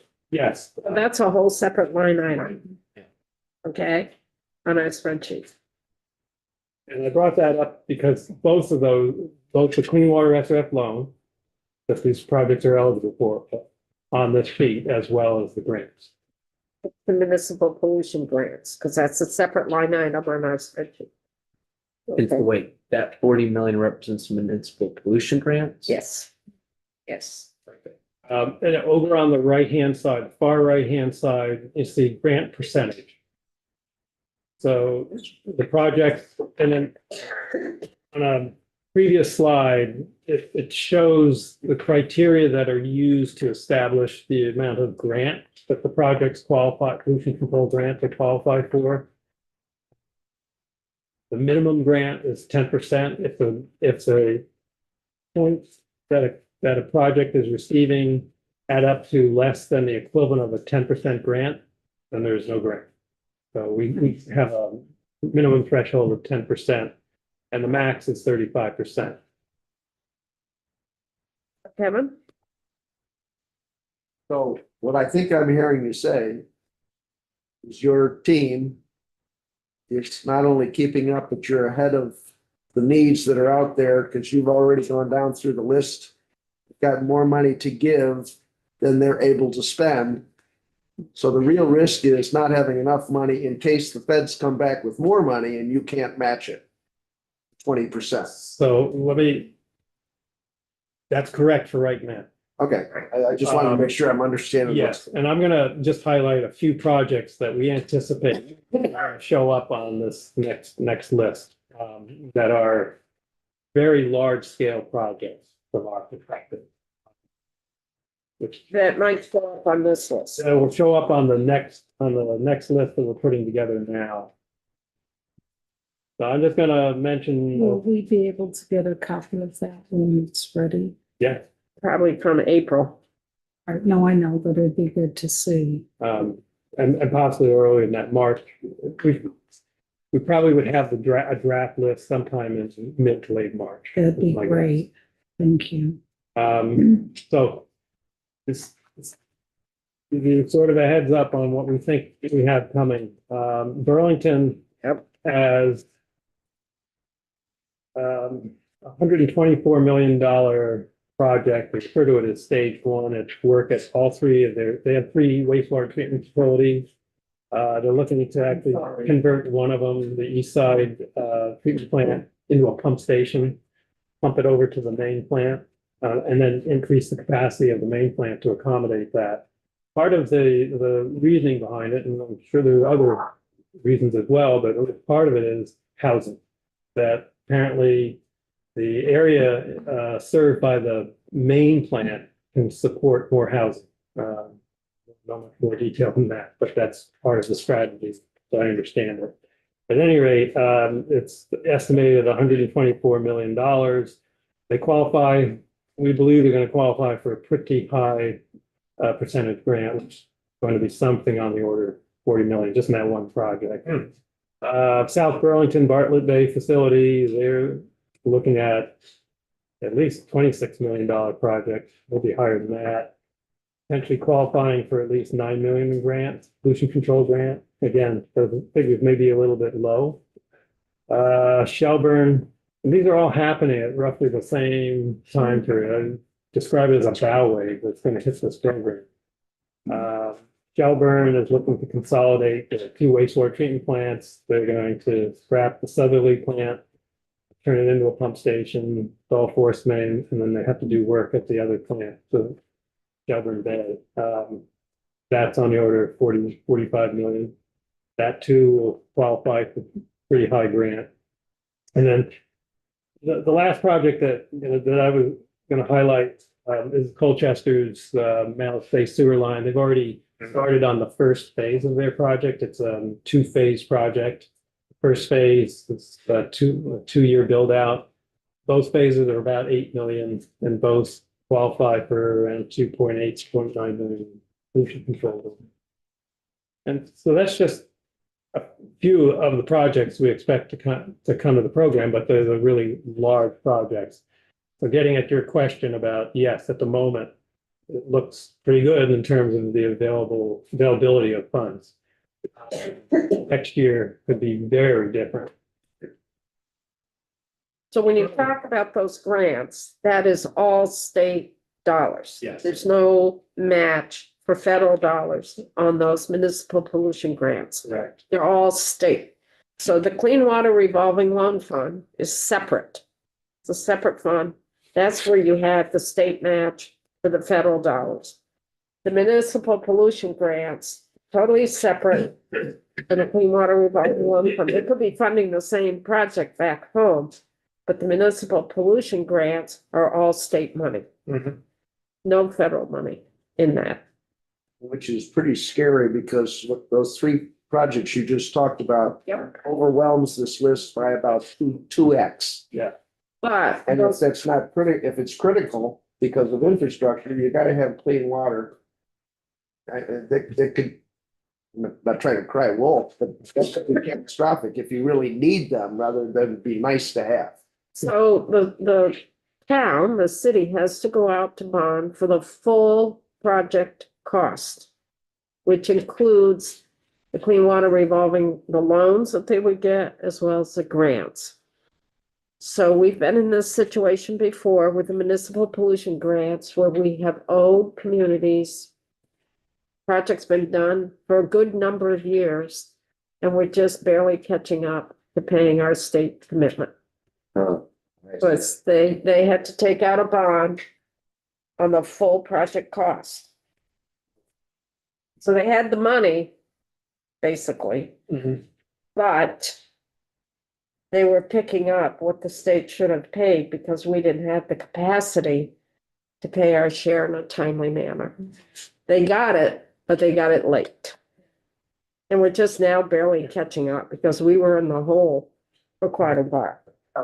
So we did catch up. The last two large projects, Brattleboro and South Burlington's Airport Parkway treatment plant.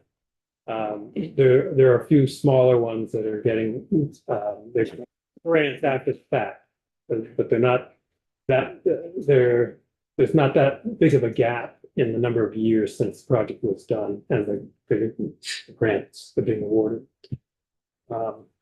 We did learn, this was August of 2023, that there's some issues with bonds, state issued bonds being used or proceeds being used to pay for costs that are more than 18 months old. So that could present a problem down the road if we were having to fund the project retroactively and the span of time between when the costs were incurred more than 18 months. Is that new? That was new to us. And so how do you handle a situation like that and how do you correct it? Beyond time. Believe this ties back to IRS rule. So we learned about this through finance and management, Treasurer's office through their bond counsel. I think there was an audit performed. And I believe that's how this came to light. Because a lot of the projects that we finally caught up on were older than 18 months. And that's only gonna, if the federal share stays at this lower level for the Clean Water Revolving Loan Fund and the Drinking Water Revolving Loan Fund, but for the Clean Water Revolving Loan Fund, that base amount for the feds stays at the level it is now, which is lower than what it has been. Our state share to match will be lower, which gives us a little more capacity in the capital bill to help with the municipal pollution grants, provided that the Debt Affordability Committee doesn't cut back on our bonding amount. Mhm. So a lot of complicating factors. Funding. Burlington has been looking at another source of money for roughly half of their project costs. It's not very favorable financing compared to the Clean Water SRA. And the other thing too, with some of these projects, they're not all gonna be done in the same fiscal year. I mean, some of these projects are gonna go over a number of fiscal years, so you can allocate those state dollars over a number of fiscal years. It's not like 1 year, you get a big $40 million That's price tag. And we have discussed that approach with Burlington, that I'm not saying that we would provide the full 124 million, but the idea of maybe 10 million a year for a few years, something along those lines. But we're still trying to sort this out as to just how much we would be able. We've done that for other communities, spread it out, and been very clear with the community at the upfront. And we did that with panel. On that. Of course, it does drive up the overall cost for the project because there's more short-term financing expenses as a result. Mhm. And in fact, this committee appropriated monies to actually pay down the interest on the dollars that panel had to spend that would have otherwise been paid for with their pollution control grant.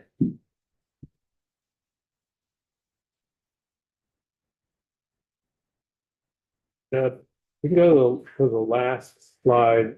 We haven't gone through the drinking water list, but maybe the way I would leave it is that committee can, go to the link and you can look at the projects. We organize them by the type of grant. So the base grant and the supplemental grant, all of those projects are in a list together. Then the lead service line projects are in a separate list. Because we do have to segregate, we can't intermix the dollars. And then the last one is the emerging contaminants list. So those will appear on the at the tail end of the intended use plans. So at any rate, the list of the projects. It's pretty legible on the drinking water side, a little more of a challenge on the clean water side because of the additional columns that are in that sheet project list. Let me go over the money here. So for the drinking water, there is nothing that's being requested for FY 26 on line 85 because you have enough money in the bank from previous capital appropriations. And the federal base amount has decreased, so we didn't need as much of that as our match. Which then means that for FY 27, the 590 plus maybe an extra 300,000 from our previous appropriations in FY 23 and 24 could match the 800,000 that would be needed for drinking water, providing that the federal amount stays the same. The federal amount that's available goes up, and the 590 is not going to be enough. So what I would say to that is we would still have an opportunity in the next biennium. Yep. Whenever we're deficient, we could potentially receive and still not forfeit the grant. Right. And what I'm getting at is the 590 is this point in time. A year from now, that may be as high as 800,000 or more. We don't know. But we won't know that until the next capital bill. On the clean water revolving loan side, there is no money requested in FY 26 because you feel, again, that base grant amount for the feds was decreased. Yeah. So what was put in the previous capital bills covers for this? We're short $3,200, but it's such a small amount that felt that it could just be absorbed into the appropriation for next year. So for the second year of the biennium, they don't need it this first biennium. Clean water revolving loan fund 97. Line 97. This Oh, one. okay, I'm down. No, you're on Right, municipal pollution grants. I'll put these on for that. So. So then on line 98 is your municipal pollution grants. And how many communities does that 4 million cover? Does that cover So this year, basically two projects. So Burlington's, what they refer to as their Burlington's stage Swanton. zero and Swanton. Thankfully, where most of the money is going, That's 3.4 million. round numbers. And both of the projects, actually qualify for higher grant amounts than what we've so far awarded to them, $200,000. So we're still trying to determine if we have some remaining balances from previous years that we could put towards their grants to make them whole. So you're looking at previous monies to maybe make it whole, but it's got, what the Clean Water Fund Board recommended was 4 million. So what other projects, what other towns are being picked up from, because it's only 3.6, 3.4. Well, there's 600,000 there.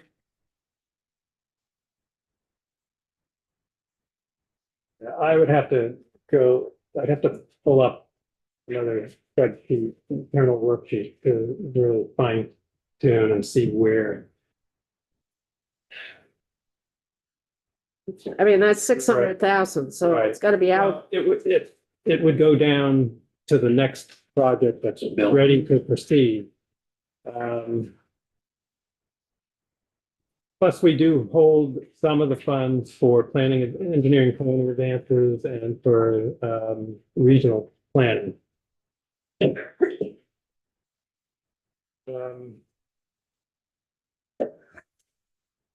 Here's a dumb question. So you said that they're eligible for more than we've actually given them?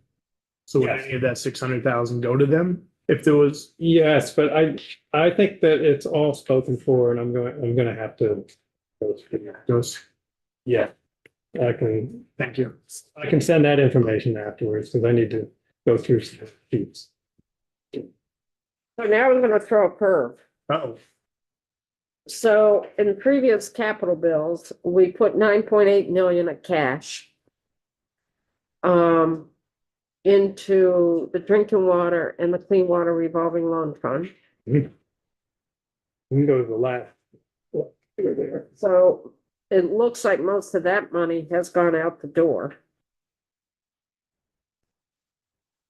How are you telling that by this? I had Scott just gave me this, you'll get this, I had Scott Moore go through for all the money, all the projects that we've paid for the cash fund for the last 2 years. And Scott just gave me this, you folks will get it, he just went over it.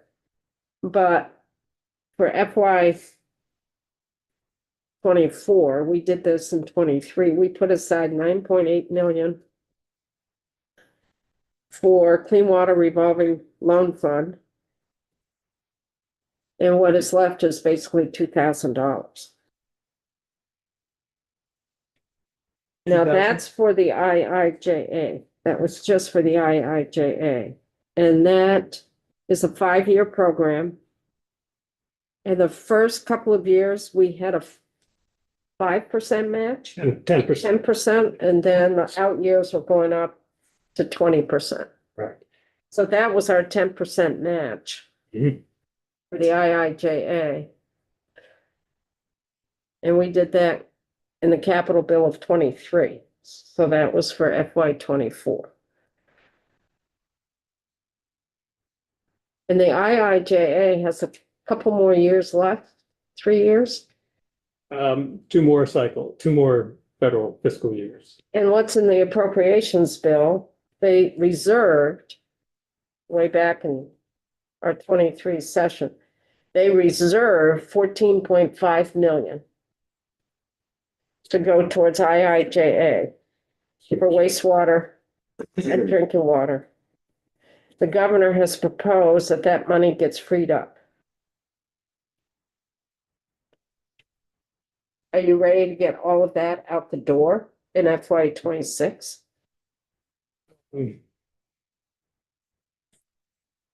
Out the door, FY 26, it's hard to say if, again, those large projects come through and they fully fund, then the answer would likely be yes.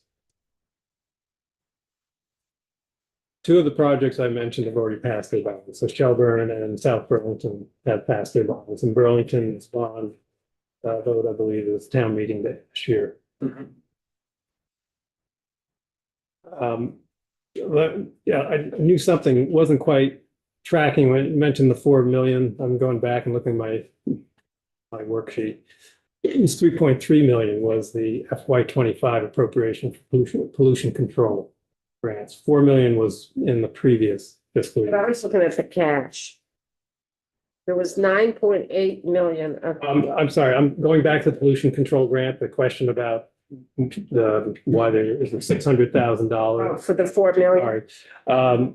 Right, it's because the appropriation was 3.3 million in FY25. Not 4 million. So it backfills, It was 3.3, and that's why we're short. backfills. Because we didn't think you needed it because you had some, because the other thing, you also had in cash. And this was not for IIJA. You had 4 million for FY24. And to date, you still have 2.6 million. It shows as from that 4 million, I think we've awarded all the grants, the money just has not. 2.6. Yes, all of that has been allocated to projects. And I do have a list. I have a list of all projects that these older funds are allocated to. Because I remember last year, we got into quite a bit of discussion in the conference committee on the 4 million. For FY25, because a lot of the cash that we had put in the year before had not gone out the door. And that's why it was cut back. Having those cash funds, the time that we received them, was a godsend in a way, because it turned out we had projects that had been completed long enough ago that we couldn't use bond dollars. So we switched around and we were using the cash funds to fund a number of projects that have been completed long enough ago that we might run into a problem with using the bonded dollars. Got it. Lowe had 2 projects, treatment plant projects, Yep. line project, funded that with cash. Burlington had 2 projects, a SCADA disinfection project and SCADA, which is electronic controls of their systems. All 4 of those were done long enough ago that it would have been a challenge to try to put bond dollars on. I'm just curious, how did that happen? That, Project got ahead, we didn't have the money, we didn't have the grant oh, dollars. we didn't have the We money. did not have the grant dollars at the time that they went ahead.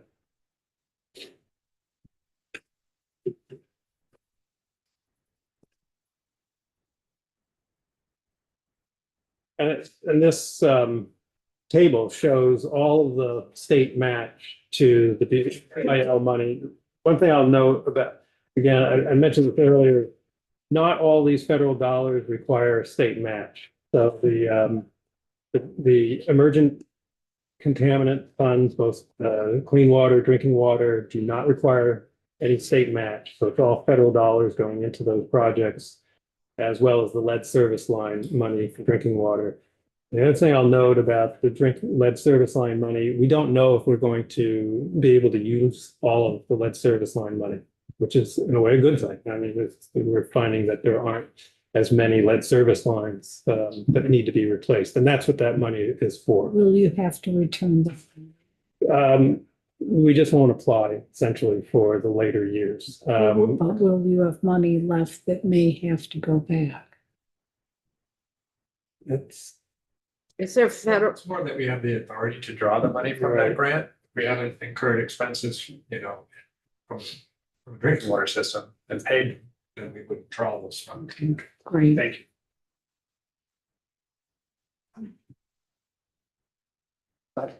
I thought you said the emerging contaminant grants, that there wasn't a match for that. Is there or not? No, there's not match to those dollars. But there is for all the others, right? Not for lead service line and not for emerging contaminants, but yes to general supplemental. You don't see in this chart is the base money. We're doing good up here. This excludes the base dollars. This is just the IIJA.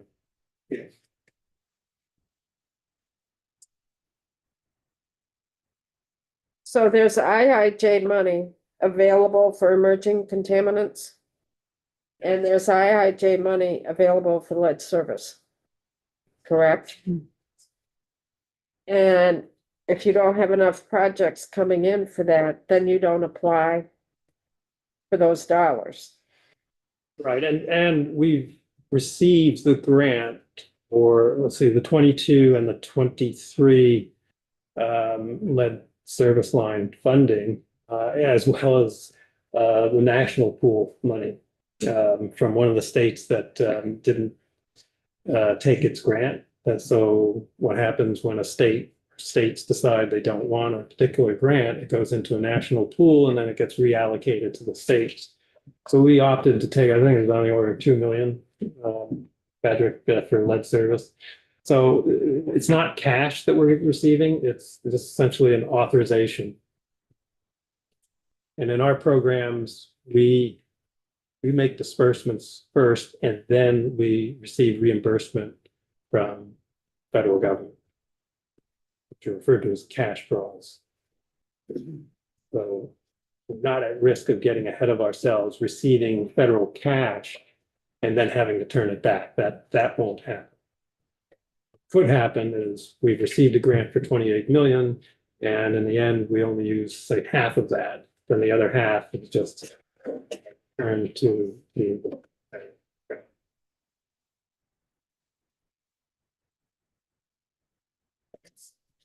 So for folks, on this chart here, if you look at the 9.8 million, that was for FY 24 and 25, that was from cash.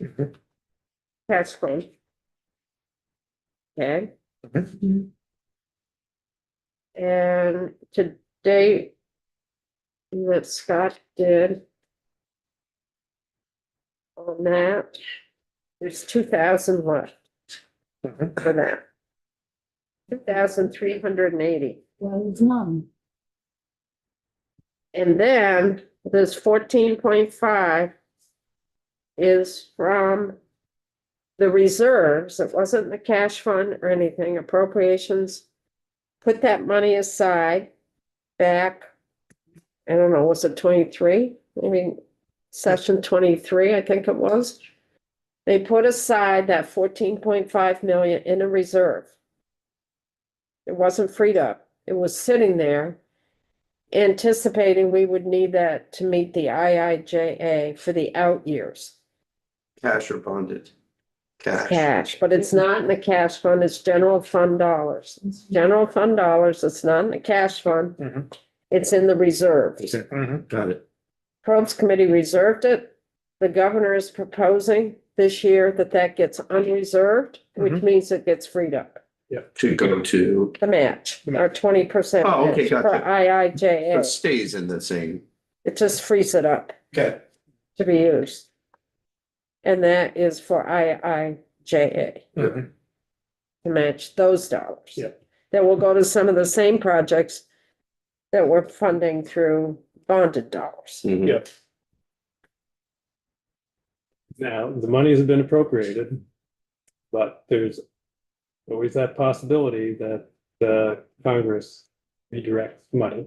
Should that happen, the 14.5 million, this additional cash go into the fund, that can be used as match to our base grants.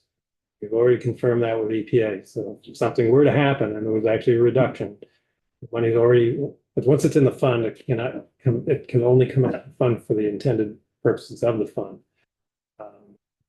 But that would be credited for match to The basic grants. Yeah. 1 to 5.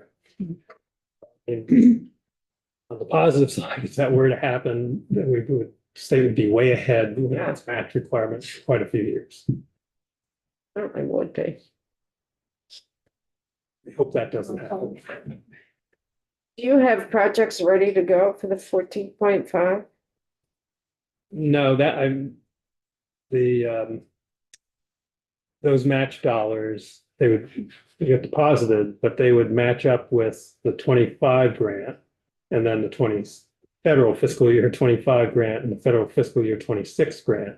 So the 25 grant is the grant or set of grants, the grants that we'll be receiving this year that will capitalize the intended use plan, but currently working, developing. And the 26 grant would be the funds or grants would be the funds that would be used for the following year intended use plan. So, Well, when you're saying that, it is only for the clean water revolving loan funds and the drinking water revolving loan, yes, and it will be split between the two funds. two funds. So it's a 12 million for clean water general supplemental grants for FY 26, right? 26 and 24.8 million. The drinking water. Then pretty much in the same numbers for FY 27. Right, it levels off the last 2 years of the state. It ramped up each of the first 3 years. The fourth year ramped up and then it remains the same in the last year.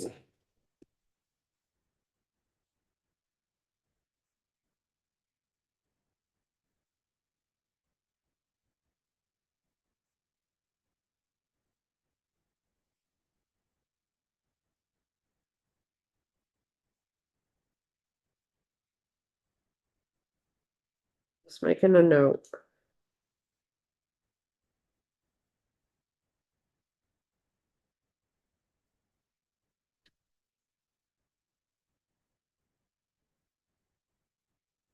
Questions? Clear as mud? That's what I was going to say. Fun? Yeah, it's broader than this, Eric, and maybe you sent it already, but I found that DEC annual report that you submit with the unspent capital funds for each category. That's really helpful if you don't mind sending that. Okay, yes. That has been sent, Oh, it has. I just have a signature. and it came from John McKelvey. Kelly, yeah. And I actually included that today in an email to the whole committee. Was that for the repo group? I think it's helpful for repo, but it's helpful with like dams, you know, when we talk about that. Yeah, dams will be in there. I can get a copy of it included in ours. But could I get it down later down the week, like a hard copy, please?